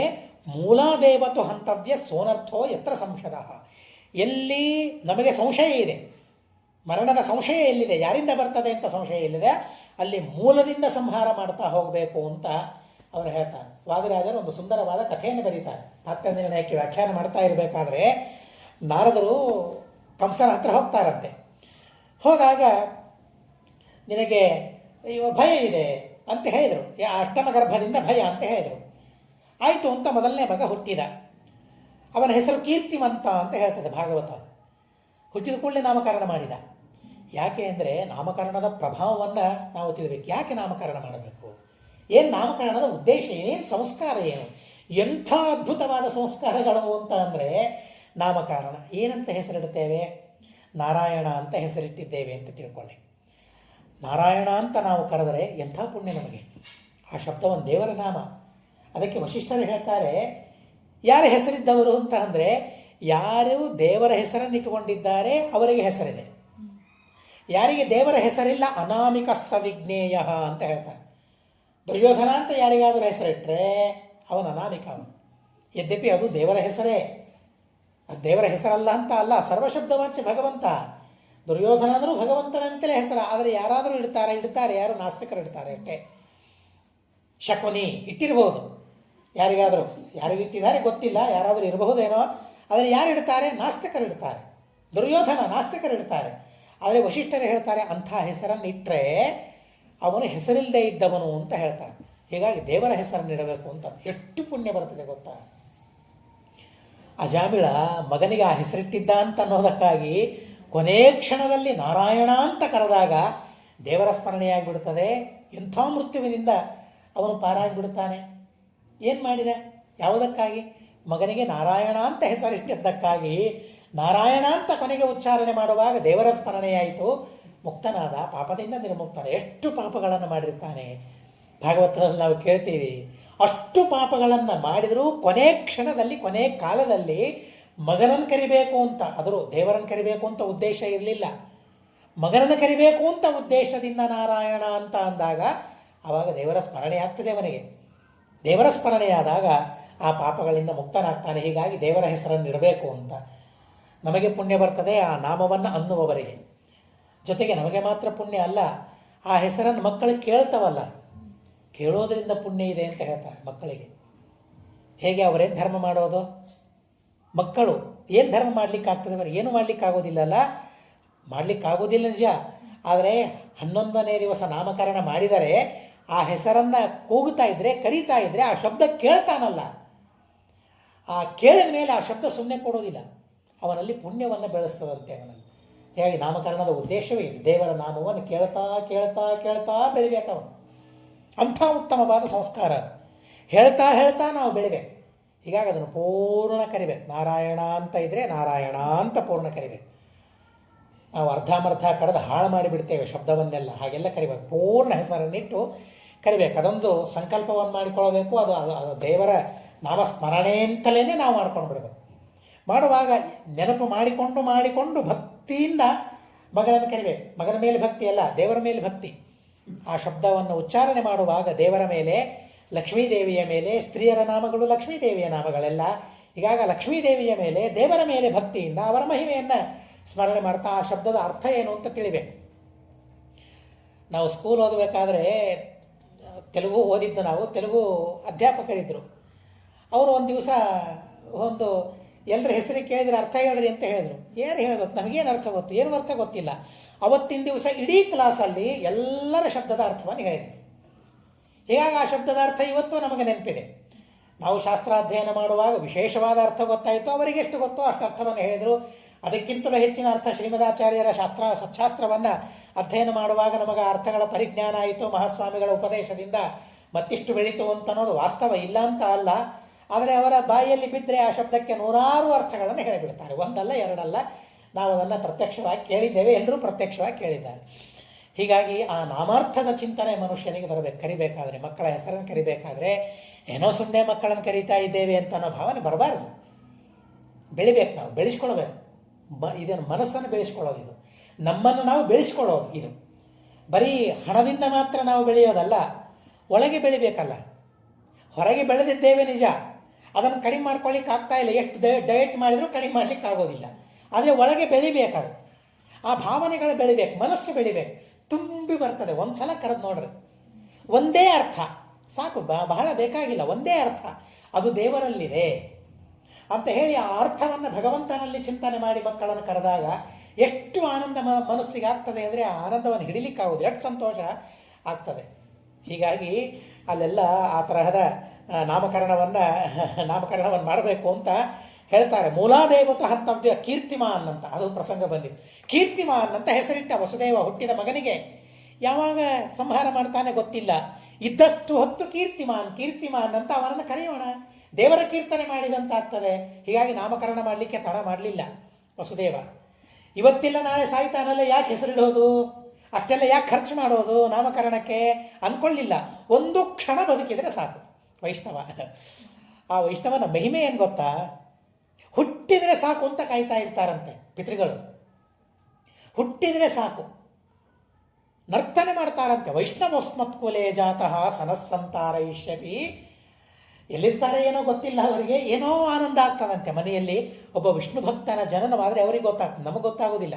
ಅವನು ವಿಷ್ಣು ಭಕ್ತನೋ ವಿಷ್ಣು ದ್ವೇಷಿಯೋ ನಮಗೆ ಗೊತ್ತಾಗೋದಿಲ್ಲ, ಆದರೆ ಪಿತೃಗಳಿಗೆ ಗೊತ್ತಾಗ್ತದಂತೆ. ಗೊತ್ತಾಗಿ ನರ್ತನ ಮಾಡ್ತಾರಂತೆ ಇದ್ದಲ್ಲಿ ಏನು. ವೈಷ್ಣವಸ್ಮತ್ಕುಲೇ ಜಾತಃ, ನಮ್ಮ ಕುಲದಲ್ಲಿ ಒಬ್ಬ ವೈಷ್ಣವ ಹುಟ್ಟಿದ್ದಾನೆ, ವೈಷ್ಣವಿ ಹುಟ್ಟಿದ್ದಾಳೆ, ಅವನಿಂದ ನಮ್ಮ ಉದ್ಧಾರವಾಗ್ತದೆ ಅಂತ ನರ್ತನೆ ಮಾಡ್ತಾರಂತೆ. ನರತ್ಯಂತಿ ಪಿತಾಮಹ ಅಂತ ಹೇಳ್ತಾರೆ. ಹಾಗೆ ಅವನಿಗೆ ಕೀರ್ತಿವಂತ ಅಂತ ನಾಮಕರಣವನ್ನು ಮಾಡ್ತಾರೆ. ಆದರೆ ಸತ್ಯ ಮಾತನ್ನು ಬಿಟ್ಟು ಅವರು ನಡೆಯೋದಿಲ್ಲ. ಸತ್ಯಕ್ಕಾಗಿ ಮಗನ ಸಂಹಾರಕ್ಕೂ ಸಿದ್ಧನಾದವನು. ಏನು ಮಾಡಬೇಕು, ಮಗನನ್ನು ಉಳಿಸ್ಕೊಳ್ಬೇಕೋ ಸತ್ಯವನ್ನು ಉಳಿಸ್ಕೊಳ್ಬೇಕು. ಎಂಥ ದೊಡ್ಡದಾದ ಪ್ರಸಂಗವಾಗಿ ಧರ್ಮ ಸಂಕಟ ಅಂತ ನಾವಂತೇವೆ, ಒಂದು ಯಾವುದೂ ಧರ್ಮ ಸಂಕಟ ಅಲ್ಲ. ಮಗನನ್ನು ಉಳಿಸ್ಕೊಳ್ಬೇಕೋ, ಹುಟ್ಟಿದ ಮಗನನ್ನು, ಸತ್ಯವನ್ನು ಉಳಿಸ್ಕೊಳ್ಬೇಕು ಅಂತ ಪ್ರಸಂಗ ಬಂದಾಗ ಸತ್ಯವನ್ನು ಉಳಿಸ್ಕೊಳ್ತೇನೆ ಹೊರತು ಮಗನನ್ನು ಅಲ್ಲ ಅಂತ. ಏನು ವಸುದೇವ, ಏನು ದೇವಕಿ, ಎಂಥ ಮಹಾನುಭಾವರವರು. ಇವರ ಸ್ಮರಣೆ ನಮಗಾದರೆ ಅವರ ಮಹಿಮೆ ಇದೇ ಮಹಿಮೆ. ಅವರ ಮಹಿಮೆ ಏನು, ದೇವಕಿಯ ಮಹಿಮೆ ಏನು, ವಸುದೇವನ ಮಹಿಮೆ ಏನು. ಆದರೆ ಹೊರಗಿನ ಜನ ನೋಡಿದರೆ ಏನಂತಾರೆ, ಎಂಥ ಹುಚ್ಚ ಇದ್ದಾನೆ ಇವನು, ಕಂಸನಿಗೆ ಕೊಟ್ಟಾಕ್ಬಿಟ್ಟ, ಸಾಯಿಸಿಬಿಟ್ಟ ಮಕ್ಕಳನ್ನು, ವಸುದೇವ ಅಂತ ನೋಡ್ತಾರೆ. ಆದರೆ ಶಾಸ್ತ್ರ ನೋಡುತ್ತದೆ ಅವನು ಸತ್ಯ, ಅವನ ಸತ್ಯ ಎಂಥದ್ದು ಅನ್ನೋದನ್ನು ನೋಡ್ತಾರೆ. ಕರ್ಕೊಂಡು ಹೋದ ಕಂಸನ ಹತ್ರ. ಕರ್ಕೊಂಡು ಹೋದ ಕಂಸ ಅಂದ, ಅಷ್ಟಮ ಗರ್ಭದಿಂದ ಅಲ್ಲ ನನಗೆ ಸಾವು ಮರಣ, ಇವನನ್ನು ಯಾಕೆ ತಂದು ಕರ್ಕೊಂಡು ಹೋಗು ಅಂತ ಅಂದ್ಬಿಟ್ಟ. ಸಂತೋಷ ಆಗಲಿಲ್ಲ ಅವನಿಗೆ. ಯಾಕೆಂದರೆ ಅವನು ಮೂರ್ಖ, ಹುಚ್ಚ, ಅವನು ಯಾವಾಗ ಏನು ಮಾತಾಡ್ತಾನೆ ಗೊತ್ತಿಲ್ಲ. ಒಂದು ನಾಲಿಗೆ ಅವನಲ್ಲ, ಅವನು ಕಂಸ. ಹೀಗಾಗಿ ಅವನು ವೈ ಅಂತಾನೆ, ಮತ್ತೆ ತಗೊಂಬ ಅಂತಾನೆ. ಹೀಗಾಗಿ ಸುಖ ಪಡಬಾರದು, ದುಃಖವೂ ಪಡಬಾರದು, ದ್ವಂದ್ವಾತೀತನಾಗಿರಬೇಕು ಅಂತ ಆ ವಸುದೇವ ಸಂತೋಷವೂ ಪಡಲಿಲ್ಲ, ದುಃಖವೂ ಪಡಲಿಲ್ಲ, ಕರ್ಕೊಂಡು ಹೋದ. ಆಚೆ ವಸುದೇವ ಆ ಕೀರ್ತಿವಂತನನ್ನು ಕರ್ಕೊಂಡು ಹೋದ ಕೂಡಲೇ ನಾರದರು ಮತ್ತೆ ಬರ್ತಾರಂತೆ. ವಾದಿರಾಜರು ಹೇಳುವ ಕಥೆ, ಕಂಸ ಬರ್ತಾನಂತ, ನಾರದರು ಬರ್ತಾರೆ ಕಂಸನ ಹತ್ರ. ಅದೇನೋ ಬಿಟ್ಬಿಟ್ಟು ಕೀರ್ತಿವಂತನನ್ನು ಬಿಟ್ಬಿಟ್ಟು ಎಲ್ಲ ಯಾಕೆ, ನೀನು ಕೀರ್ತಿವಂತನಾಗಬೇಕು ಅಂತಿದೇನು? ಕೀರ್ತಿವಂತನಾಗೋದು ಅಂದ್ರೇನು? ಕೀರ್ತಿಶೇಷನಾಗೋದು ಅಂದರೆ ಸತ್ತೋಗೋದು ಅಂತ ಅರ್ಥ. ನಿನಗೂ ಹಾಗೆ ಅಪೇಕ್ಷೆ ಇದೆಯೇನು? ಆದರೆ ಕಂಸ ಅಂದ, ನನಗೆಲ್ಲ ಗೊತ್ತು, ನೀ ಏನು ಹೇಳಿದ್ದೆ, ಅಷ್ಟಮ ಗರ್ಭದಿಂದ ಅಂತ ತಾನೇ ನೀನು ಹೇಳಿದ್ದು, ಇದು ಮೊದಲನೇ ಗರ್ಭ, ನನಗೆಲ್ಲಿ ಮರಣ ಅದರಿಂದ ಇಲ್ಲ ಅಂತಂದರೆ ಗೋಡೆಯ ಮೇಲೆ ವೃತ್ತಾಕಾರದಲ್ಲಿ 8 ವೃತ್ತಗಳನ್ನು 8 ಚುಕ್ಕೆಗಳನ್ನು ಬರಿತಾನಂತೆ ಅವನು ನಾರದ. 8 ಚುಕ್ಕೆಗಳನ್ನು ಬರೆದು ಇದರಲ್ಲಿ ಮೊದಲನೇದ್ದು ಯಾವುದು, 8ನೇದ್ದು ಯಾವುದು ಹೇಳು ಅಂತಂದ. ಎಲ್ಲವೂ 1ನೇದ್ದು, ಎಲ್ಲವೂ 2ನೇದ್ದು, ಎಲ್ಲವೂ 8ನೇದ್ದು. ಅಲ್ಲವೋ ಅಷ್ಟಮ ಗರ್ಭದಿಂದ ಅಂತಂದದ್ದು ಯಾರು? ನಾನಲ್ಲ, ದೇವತೆಗಳಂದದ್ದು. ದೇವತೆಗಳು ನೇರವಾಗಿ ಮಾತಾಡಲಿಕ್ಕೆ ಗೊತ್ತಿಲ್ಲ ಅವರಿಗೆ, ಮಾತಾಡೋದಿಲ್ಲ ನೇರವಾಗಿ, ಎಲ್ಲವನ್ನ ರಹಸ್ಯವಾಗಿಡಬೇಕು ಅಂತ ದೇವತೆಗಳ ಬಯಸಿರ್ತಾರೆ. ಇವತ್ತು ಎಲ್ಲ ನಿಂತು ಹೋಗ್ಬಿಟ್ಟಿದೆ. ನಮ್ಮ ಸಣ್ಣತನದಲ್ಲಿ ಕ ಭಾಷಾ ಪ ಭಾಷಾ ಅಂತ ಇರ್ತಾ ಇದ್ದು, ಒಂದೊಂದು ಅಕ್ಷರ ಮಧ್ಯದಲ್ಲಿ ಕ ಸೇರಿಸೋದು, ಪ ಸೇರಿಸೋದು, ಬೇರೆಯವರಿಗೆ ಅರ್ಥ ಆಗಬಾರ್ದು ಅಂತ. ದೇವತೆಗಳದ್ದು ಒಂದು ಭಾಷೆ ಇದೆ, ಗುಹ್ಯ ಭಾಷೆಯವರದ್ದು. ನೇರವಾಗಿ ಮಾತೇ ಆಡೋದಿಲ್ಲ ಅವರು, ಸರಳ ಮಾತೇ ಆಡೋದಿಲ್ಲ, ಸುಲಭವಾಗಿ ಅರ್ಥವಾಗಬಾರ್ದು ಹಾಗೆ ಮಾತುಗಳಿರ್ತದೆ. ಶ್ಲೋಕಗಳು ಹಾಗೆ ಇರ್ತವೆ, ಓದುವವರಿಗೆ ನಿಮಗೆ ಗೊತ್ತಾಗ್ಬೋದು. ಶ್ಲೋಕಗಳಲ್ಲಿ ನೇರವಾಗಿ ನಾನು ಊಟಕ್ಕೆ ಬರ್ತೇನೆ ಅಂತ ಹೇಗೆ ಇರ್ತದಲ್ಲ, ಕರ್ತ ಕರ್ಮ ಕ್ರಿಯೆ 3 ಇರಬೇಕು, ಕ್ರಮವಾಗಿದ್ದಾಗ ಅರ್ಥ ಆಗ್ತದೆ.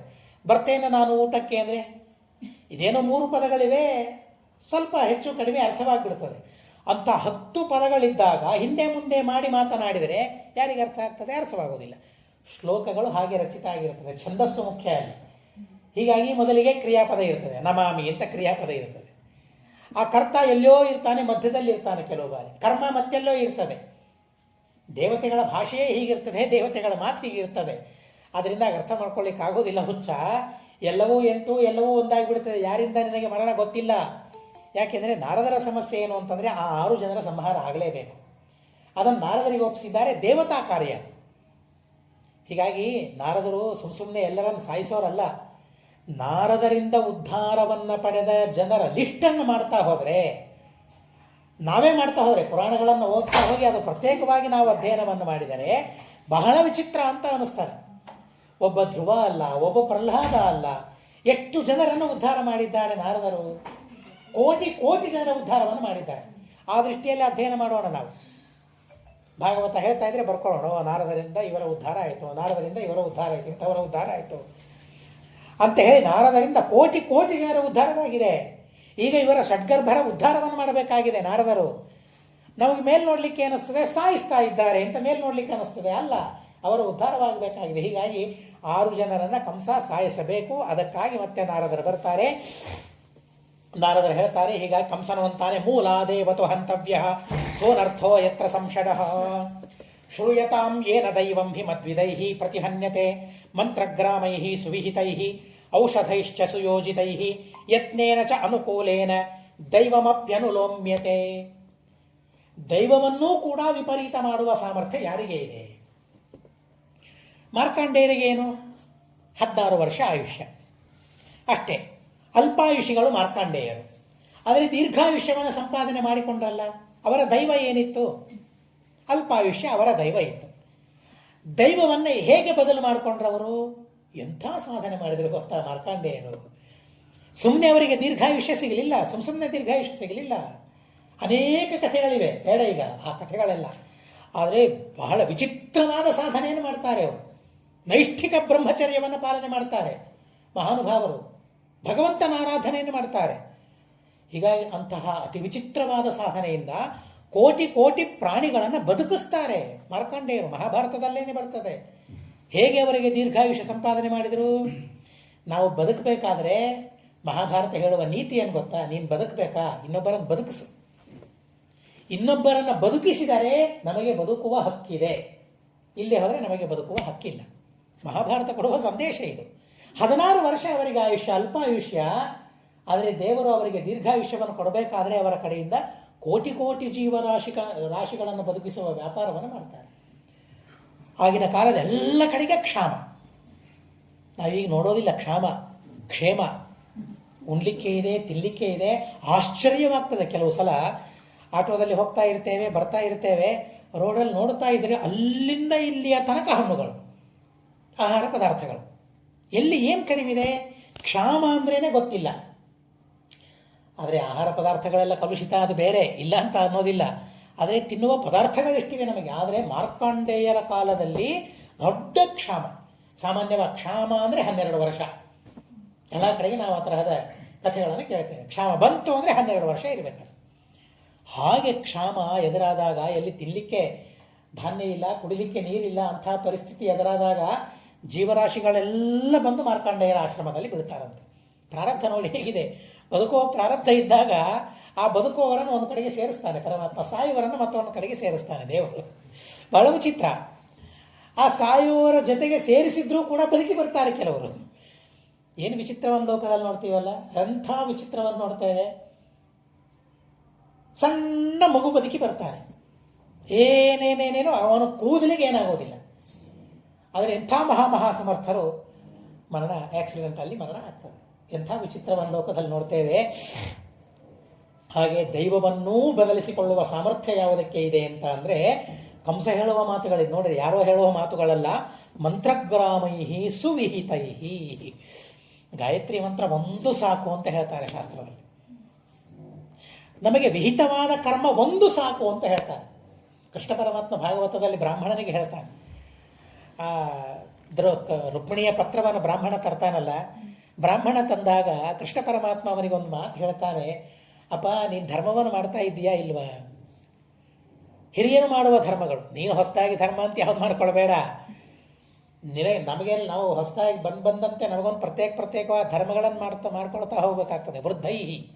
ವೃದ್ಧರು ಅನುಷ್ಠಾನ ಮಾಡಿದ ಧರ್ಮಗಳನ್ನು ನೀನು ಮಾಡ್ತಾ ಇದ್ದೀಯಲ್ಲ, ಮಾಡ್ತಾ ಇದ್ರೆ ಸಹಿ ಅಸ್ಯ ಅಖಿಲ ಕಾಮಧುಕ. ನಾನು ಮಾಡುವ ವಿಹಿತವಾದ ಕರ್ಮ, ಅದರ ಸಾಮರ್ಥ್ಯ ಏನು ಗೊತ್ತಾ? ನನಗೆ ವಿಹಿತವಾದ ಕರ್ಮವನ್ನು ನಾನು ಮಾಡಿದರೆ ಆ ಕರ್ಮದಿಂದ ನನಗೆ ಆಗುವ ಲಾಭ ಏನು ಅಂತಂದರೆ ಅದು ನನ್ನ ಕಾಮಧೇನು ಅಂತ ಹೇಳ್ತಾರೆ. ನನ್ನ ಎಲ್ಲ ತರಹದ ಕಾಮನೆಗಳನ್ನು ಪೂರ್ಣ ಮಾಡುವ ಸಾಮರ್ಥ್ಯ ಆ ವಿಹಿತವಾದ ಕರ್ಮಕ್ಕೆ ಇದೆ. ನಾವು ಇವತ್ತೇನು ಮಾಡಿದ್ದೇವೆ? ವಿಹಿತವಾದ ಕರ್ಮಗಳನ್ನೆಲ್ಲ ಪರಿತ್ಯಾಗ ಮಾಡಿದ್ದೇವೆ, ನಿಷಿದ್ಧವಾದ ಕರ್ಮಗಳನ್ನು ಮಾಡ್ತಾ ಇದ್ದು. ನೀನು ಮಾಡಬಾರ್ದಲ್ಲ, ನಾನು ಯಾಕ್ರಿ ಮಾಡಬಾರ್ದು? ನನಗಿಂತಲೂ ದೊಡ್ಡ ಅಧಿಕಾರಿ ಯಾರು? ಯಾಕೆ ಈ ತರಹದ ಮನಸ್ಸು ಬರ್ತದೆ ಅಂದರೆ, ದೇವರು ನಮಗೆ ಒಳ್ಳೆಯದನ್ನು ಕೊಡಬೇಕು ಅಂತ ನಮ್ಮ ಪ್ರಾರಬ್ಧವೇ ಹಾಗೆ ಇರ್ತದೆ. ಒಳಿತನ್ನು ಪಡೆಯುವ ಯೋಗ್ಯತೆ ನಮಗಿರೋದಿಲ್ಲ. ವ್ಯಾಸರಾಜರ ಕಥೆಯನ್ನು ಕೇಳ್ತೀವಲ್ಲ, ಕನಕದಾಸರು ಬರ್ತಾರಂತೆ, ಮಂತ್ರೋಪದೇಶ ಮಾಡಿ ಗುರುಗಳೇ, ಕಥೆಯನ್ನು ಕೇಳ್ತೇವೆ. ನಿನಗೇನು ಮಂತ್ರವೋ? ಕೋಣ ಮಂತ್ರ ಅಂತ ಅಂತಾರೆ. ಇವತ್ತು ಯಾರಾದರೂ ಹಾಗೆ ಹೇಳಿ ನೋಡಿದರೆ, ನಿನಗೇನು ಮಂತ್ರವೋ? ಕೋಣ ಮಂತ್ರ ಅಂತ ಯಾರಾದರೂ ಯತಿಗಳು ಯಾರಿಗಾದರೂ ಹೇಳಿದರೆ ಏನು ಮಾಡ್ತಾರೆ? ಇವನು ಸ್ವಾಮಿನೇ ಅಲ್ಲ ಅಂತ ದೊಡ್ಡ ಅವನ ಬಗ್ಗೆ, ಆ ಸ್ವಾಮಿಗಳ ಬಗ್ಗೆ ಇವರು ಭಾರಿ ದೊಡ್ಡ ಅಪರಾಧ ಮಾಡಿದ್ದಾರೆ, ಅಪಚಾರ ಮಾಡಿದ್ದಾರೆ ಅಂತ ಎಲ್ಲ ಕಡೆಗೆ ಪ್ರಚಾರ. ಆದರೆ ಕನಕದಾಸರು ಏನು ಮಾಡಿದರು? ಸಾಕು, ಅದು ನನಗೆ ಮಂತ್ರ ಅಂತ ಅಂದರು. ಎಂಥ ಸಿದ್ಧಿಯನ್ನು ಪಡೆದರು? ಗುರುಗಳು ಉಪದೇಶ ಮಾಡಿದ ಅಕ್ಷರಗಳೇನಿದೆಯಲ್ಲ ಅದೇ ಮಂತ್ರ ನಮಗೆ.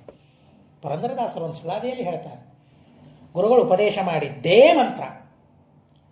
ಗುರುಗಳಿಗೆ ಉಪದೇಶ ಮಾಡಿ ಅಂತ ಕೇಳಬೇಕೇ ಹೊರತು ಈ ಮಂತ್ರವನ್ನು ಉಪದೇಶ ಮಾಡಿ ಅಂತ ಕೇಳಬಾರ್ದು. ನಾವು ಉಪದೇಶ ಮಾಡಿ, ನನ್ನ ಪರಿಸ್ಥಿತಿಯನ್ನೇ, ನನ್ನ ದುಃಖವನ್ನು ಹೇಳ್ಕೊಳ್ಬೇಕು. ಸ್ವಾಮಿ, ನನ್ನ ಪರಿಸ್ಥಿತಿ ಹೀಗಿದೆ, ಮಕ್ಕಳಾಗ್ತಾ ಇಲ್ಲ, ಏನಾದರೂ ಒಂದು ಮಂತ್ರವನ್ನು ಉಪದೇಶ ಮಾಡಿ. ನನಗೇನು ಬೇಕೋ ಅದನ್ನು ಕೇಳಬೇಕು, ಪ್ರಾರ್ಥನೆ ಮಾಡಬೇಕು. ಪ್ರಾರ್ಥನೆ ಮಾಡಲಿಕ್ಕೆ ಬೇಡ ಅಂತ ಶಾಸ್ತ್ರ ಹೇಳೋದಿಲ್ಲ. ನಿನಗೇನು ಬೇಕು? ಮಕ್ಕಳು ಬೇಕಾ? ಸಂಪತ್ತು ಬೇಕಾ? ಕೆಲಸ ಇಲ್ಲ, ಕೆಲಸ ಬೇಕಾ? ಕೇಳ್ಕೊಳ್ಳಿ. ಕೆಲಸ ಇಲ್ಲ ಸ್ವಾಮಿ, ಒಂದು ಮಂತ್ರವನ್ನು ಉಪದೇಶ ಮಾಡಿ. ನಮ್ಮ ಸ್ವಾಮಿಗಳ ಹತ್ರ ನಮ್ಮ ಶಿಷ್ಯ ಒಬ್ಬನು ಬಂದ. ಬಹಳ ಸಂತೋಷವಾಗ್ತದೆ ನೋಡಿದರೆ. ನನಗೇ ಹೇಳಿದ, ಮಕ್ಕಳಾಗಬೇಕು ಮತ್ತು ಸ್ವಾಮಿಗಳಿಗೆ ಪ್ರಾರ್ಥನೆ, ಅವರೇನು ಹೇಳ್ತಾರೆ ಅದನ್ನು ಮಾಡ್ತೇನೆ ಅಂತ ಅವನಂದ. ಆಯಿತು ಅಂತ ಮಹಾಸ್ವಾಮಿಗಳ ಹತ್ರ ಹೋಗಿ, ಸ್ವಾಮಿ ಮತ್ತೆ ಹೀಗೆ ಸಂತಾನ ಆಗಬೇಕು, ನೀವೇನು ಹೇಳ್ತೀರಿ ಅದನ್ನು ಮಾಡ್ತಾನೆ ಅಂದಾಗ ಅವರು ಒಂದೇ ಮಾತು ಹೇಳಿದರು, ಮೊಳಖೇಡಕ್ಕೆ ಹೋಗಿ 1 ವಾರ ಸೇವೆ ಮಾಡ್ಕೊಂಡು ಬರಲಿ ಅಂತ ಹೇಳಿದರು. ಅಕ್ಷರಶಃ 1 ವಾರ ಸೇವೆ ಮಾಡ್ಕೊಂಡು ಬಂದ, ಒಳ್ಳೆ ಸಂತಾನ ಅವನಿಗಾಯಿತು. ಇಂಥದ್ದು ಅಂತ ಅಲ್ಲ, ಅವರೇನು ಹೇಳ್ತಾರೆ ಅದರಿಂದ ಅನೇಕ ತರಹದ ಫಲಗಳನ್ನು ಪಡೆದವರನ್ನು ನಾವು ನೋಡ್ತೇವೆ ಲೋಕದಲ್ಲಿ. ಗುರುಗಳೇನು ಉಪದೇಶ ಮಾಡ್ತಾರೆ? ಮಂತ್ರಗ್ರಾಮೈಹಿ ಸುವಿಹಿತೈಹಿ. ಅದು ಸಜ್ಜನರು ವಿಧಾನ ಮಾಡಬೇಕು, ಇದನ್ನು ಮಾಡು ನೀನು ಅಂತ ಹೇಳಬೇಕು. ಪುರಾಣ ಹೇಳ್ತದೆ ಆಚಾರ್ಯೈರುಪದಿಶ್ಯತೆ. ಯಾವುದು ಧರ್ಮ? ನಮ್ಮ ಆಚಾರ್ಯರು ಯಾರು? ಅವರು ಕುಲಗುರುಗಳು. ನಮ್ಮ ಕುಲಗುರುಗಳು ನಮಗೆ ಉಪದೇಶ ಮಾಡಿದ್ದೇನಿದೆಯಲ್ಲ ಅದು ಮಂತ್ರ. ಸುವಿಹಿತವಾದ ಮಂತ್ರಗ್ರಾಮಗಳು, ನೂರಾರು ಮಂತ್ರಗಳಿವೆ. ಅವರು ಯಾವ ಮಂತ್ರವನ್ನು ಉಪದೇಶ ಮಾಡ್ತಾರೆ ಆ ಮಂತ್ರದ ಜಪವನ್ನು ಮಾಡಿದರೆ ಮನುಷ್ಯನಿಗೆ ಸಿದ್ಧಿಯಾಗ್ತದೆ, ದೈವವೂ ವಿಮುಖವಾಗ್ತದೆ. ನಮ್ಮ ದೈವ ಏನಿದೆ ಗೊತ್ತಿಲ್ಲ, ದಡ್ಡನಾಗುವ ದೈವ ನನ್ನದಿದ್ದರೆ, ಆದರೆ ಆ ಮಂತ್ರವನ್ನು ಜಪ ಮಾಡಿದರೆ ನಾನು ಬುದ್ಧಿವಂತನಾಗಿ ಬಿಡುತ್ತೆ, ನನ್ನ ದೈವ ತಿರುಗಿ ಬಿಡುತ್ತದೆ, ದೈವವು ವಿಮುಖವಾಗಿ ಬಿಡುತ್ತದೆ ಅಂತ ಹೇಳ್ತಾರೆ. ಸುವಿಹಿತೈ ಔಷಧೈಶ್ಚ ಸುಯೋಜಿತೈ, ಔಷಧಗಳು ಇವೆ, ಆ ತರಹದ ಔಷಧಗಳು. ಯಾರ ಔಷಧ ಏನ್ರಿ ಔಷಧ ತೆಗೆದುಕೊಂಡ್ರೆ ಶಾಣೆನಾಗ್ತಾನ? ಆಗ್ತಾರೆ. ಸುಯೋಜಿತೈ, ಅವುಗಳನ್ನು ಚೆನ್ನಾಗಿ ಯೋಜನೆ ಮಾಡಬೇಕು ಅಂತ ಹೇಳ್ತಾರೆ. ಹಯಗ್ರೀವ ಗದ್ಯದಲ್ಲಿ ಒಂದು ಮಾತು ಹೇಳ್ತಾರೆ, ಅಲ್ಲಿ ಯಾವುದೋ ಒಂದು ಬೀಜ ಹೇಳ್ತಾರೆ, ಕಂಗುಣಿ ಬೀಜ ಜಾಲಾನಿ ವಾಚಾಭಿಮಂತ್ರಿಯ. ಅದು ಯಾವ ಬೀಜಗಳು ಅಂತ ನಮಗೆ ಗೊತ್ತಿಲ್ಲ, ಗೊತ್ತಾದರೆ ನಾವು ಬುದ್ಧಿವಂತರಾಗ್ತೇವೆ ಅಂತ ಏನೋ ಗೊತ್ತಿಲ್ಲ. ಆದರೆ ಆ ಬೀಜಗಳನ್ನು ಹಯಗ್ರೀವ ಮಂತ್ರದಿಂದ ಅಭಿಮಂತ್ರಣ ಮಾಡಿ ಸ್ವೀಕಾರ ಮಾಡಿದರೆ ಭಾರೀ ಬುದ್ಧಿವಂತನಾಗ್ತಾನೆ, ಪ್ರಚಂಡ ಬುದ್ಧಿವಂತನಾಗ್ತಾನೆ ಅಂತ ಹೇಳ್ತಾರೆ. ಔಷಧೈಶ್ಚ ಸುಯೋಜಿತೈ, ಆದರೆ ಅಲ್ಲಿಯೂ ದೇವರು ಬೇಕೇ ಬೇಕು, ದೇವರ ಮಂತ್ರದಿಂದ ಅಭಿಮಂತ್ರಣ ಮಾಡಲೇಬೇಕು. ಲಕ್ಷ್ಮೀ ಹೃದಯ ಅಂತ ಒಂದು ಮಂತ್ರ ಇದೆ, ಸ್ತೋತ್ರ ಇದೆ, ಲಕ್ಷ್ಮೀ ಹೃದಯ, ನಾರಾಯಣ ಹೃದಯ. ಆ ಮಂತ್ರದಿಂದ ನಿಮಗೆ ಸಾಧ್ಯವಾದರೆ ಮಾಡಿ, ಹೇಳಿಸ್ಕೊಂಡು ಒಂದು ಮಂತ್ರ ಆದರೂ ಮಾಡಿ. ಆ ಲಕ್ಷ್ಮೀ ಹೃದಯದಿಂದ ನೀರನ್ನು ಅಭಿಮಂತ್ರಣೆ ಮಾಡಿ ಆ ನೀರನ್ನು ಗರ್ಭಿಣಿಗೆ ಕುಡಿಸಿದರೆ ಅತ್ಯದ್ಭುತ ಸಂತಾನ ಆಗ್ತದೆ ಅಂತ ಹೇಳ್ತಾರೆ. ಸಾಧ್ಯವಿಲ್ಲ, ಬೇಡ, ದೇವರ ಮಂತ್ರ ನನಗೆ ಯಾವುದು ಬರ್ತದೆ ಅಭಿಮಂತ್ರಣೆ ಮಾಡಿ ಅದನ್ನು ಕುಡಿಸಿದರೆ ಅದ್ಭುತವಾದ ಲಾಭಗಳಿವೆ ಅಂತ ಹೇಳ್ತಾರೆ. ಸುಯೋಜಿತೈ ಯತ್ನೇನ ಚ ಅನುಕೂಲೇನ, ಅನುಕೂಲವಾದ ಪ್ರಯತ್ನವನ್ನು ಮಾಡೋ, ಪ್ರತಿಕೂಲ ಇರಬಾರದು. ಮತ್ತೆ ನಮ್ಮ ಪ್ರಯತ್ನಗಳು ಸಹ ಪ್ರತಿಕೂಲವಾಗಿರಬೇಕು. ನನಗೆ ಬೇಕಾದದ್ದನ್ನು ಪಡೀಬೇಕಾದ್ರೆ ಬರೀ ನಾನು ಪವಮಾನ ಹೋಮ ಮಾಡ್ತೇನೆ ನನಗೆ ಸಿಗಬೇಕು ಅಂತಂದರೆ ಒಂದು ಹೋಮದಿಂದ ಸಿಗೋದಿಲ್ಲ. ನನ್ನ ಪ್ರತಿಯೊಂದು ಪ್ರಯತ್ನಗಳು ಅನುಕೂಲವಾಗಿರ್ಬೇಕು, ಪ್ರತಿಯೊಂದು ಕರ್ಮವೂ ಅನುಕೂಲವಾಗಿರ್ಬೇಕು. ಯಾವುದೋ ಒಂದು ಪ್ರತಿಕೂಲ ಆಯಿತು ಅಂತಂದರೂ ಆಗೋದಿಲ್ಲ. ಚಪಾತಿ ಮಾಡಬೇಕಾದ್ರೆ, ಹಿಟ್ಟು ಕಲಿಸ್ಬೇಕಾದ್ರೆ ಎಲ್ಲ ಅನುಕೂಲವಾಗಿರ್ಬೇಕು ತಾನೇ, ಹಿಟ್ಟು ಅನುಕೂಲವಾಗಿರಬೇಕು. ಅದು ಭಕ್ರಿ ಮಾಡಬೇಕಾದ್ರೆ ಇನ್ನಿಷ್ಟು ಅನುಕೂಲವಾಗಿರಬೇಕು ಅಂತ ಹೇಳ್ತಾರೆ. ಅದು ಜಿಗಿ ಬರಬೇಕಾದ್ರೆ ನೀರು ಕಾಯಿಸ್ಬೇಕು, ಎಷ್ಟು ಕಾಯಿಸ್ಬೇಕು ಗೊತ್ತಿಲ್ಲ, ಹಿಟ್ಟು ಹಳಿದಿರಬೇಕೋ ಹೊಸದಿರಬೇಕೋ ಎಂಥದ್ದಿರಬೇಕು ಎಲ್ಲ ಹೆಣ್ಮಕ್ಳಿಗೆ ಗೊತ್ತಿರ್ತದಲ್ಲ. ಬಹಳ ಹಳಿದಾಗಿತ್ತು ಅಂದರೆ ಬೇಡ ಅಂತ ಅಂದ್ಬಿಡ್ತಾರೆ, ಅದು ಭಕ್ರಿ ಬಡಿಲಿಕ್ಕೆ ಉಪಯೋಗ ಇಲ್ಲ ಅಂತ ಅಂತಾರೆ. ಅನುಕೂಲವಾಗಿರ್ಬೇಕು ಪ್ರಯತ್ನಗಳೆಲ್ಲ. ಒಂದು ಪ್ರಯತ್ನ ಪ್ರತಿಕೂಲ ಆಯಿತು ಅಂದರೂ ಆಗ್ತದ, ಭಕ್ರಿ ಆಗ್ತದ? ಒಂದು ಭಕ್ರಿ ಆಗೋದಿಲ್ಲ, ಪುಣ್ಯ ಹೇಗ್ರಿ ಬರ್ತದೆ, ಒಳ್ಳೇದು ಹೇಗಾಗ್ತದೆ? ಆಗೋದಿಲ್ಲ ಅಂತ ಹೇಳ್ತಾರೆ.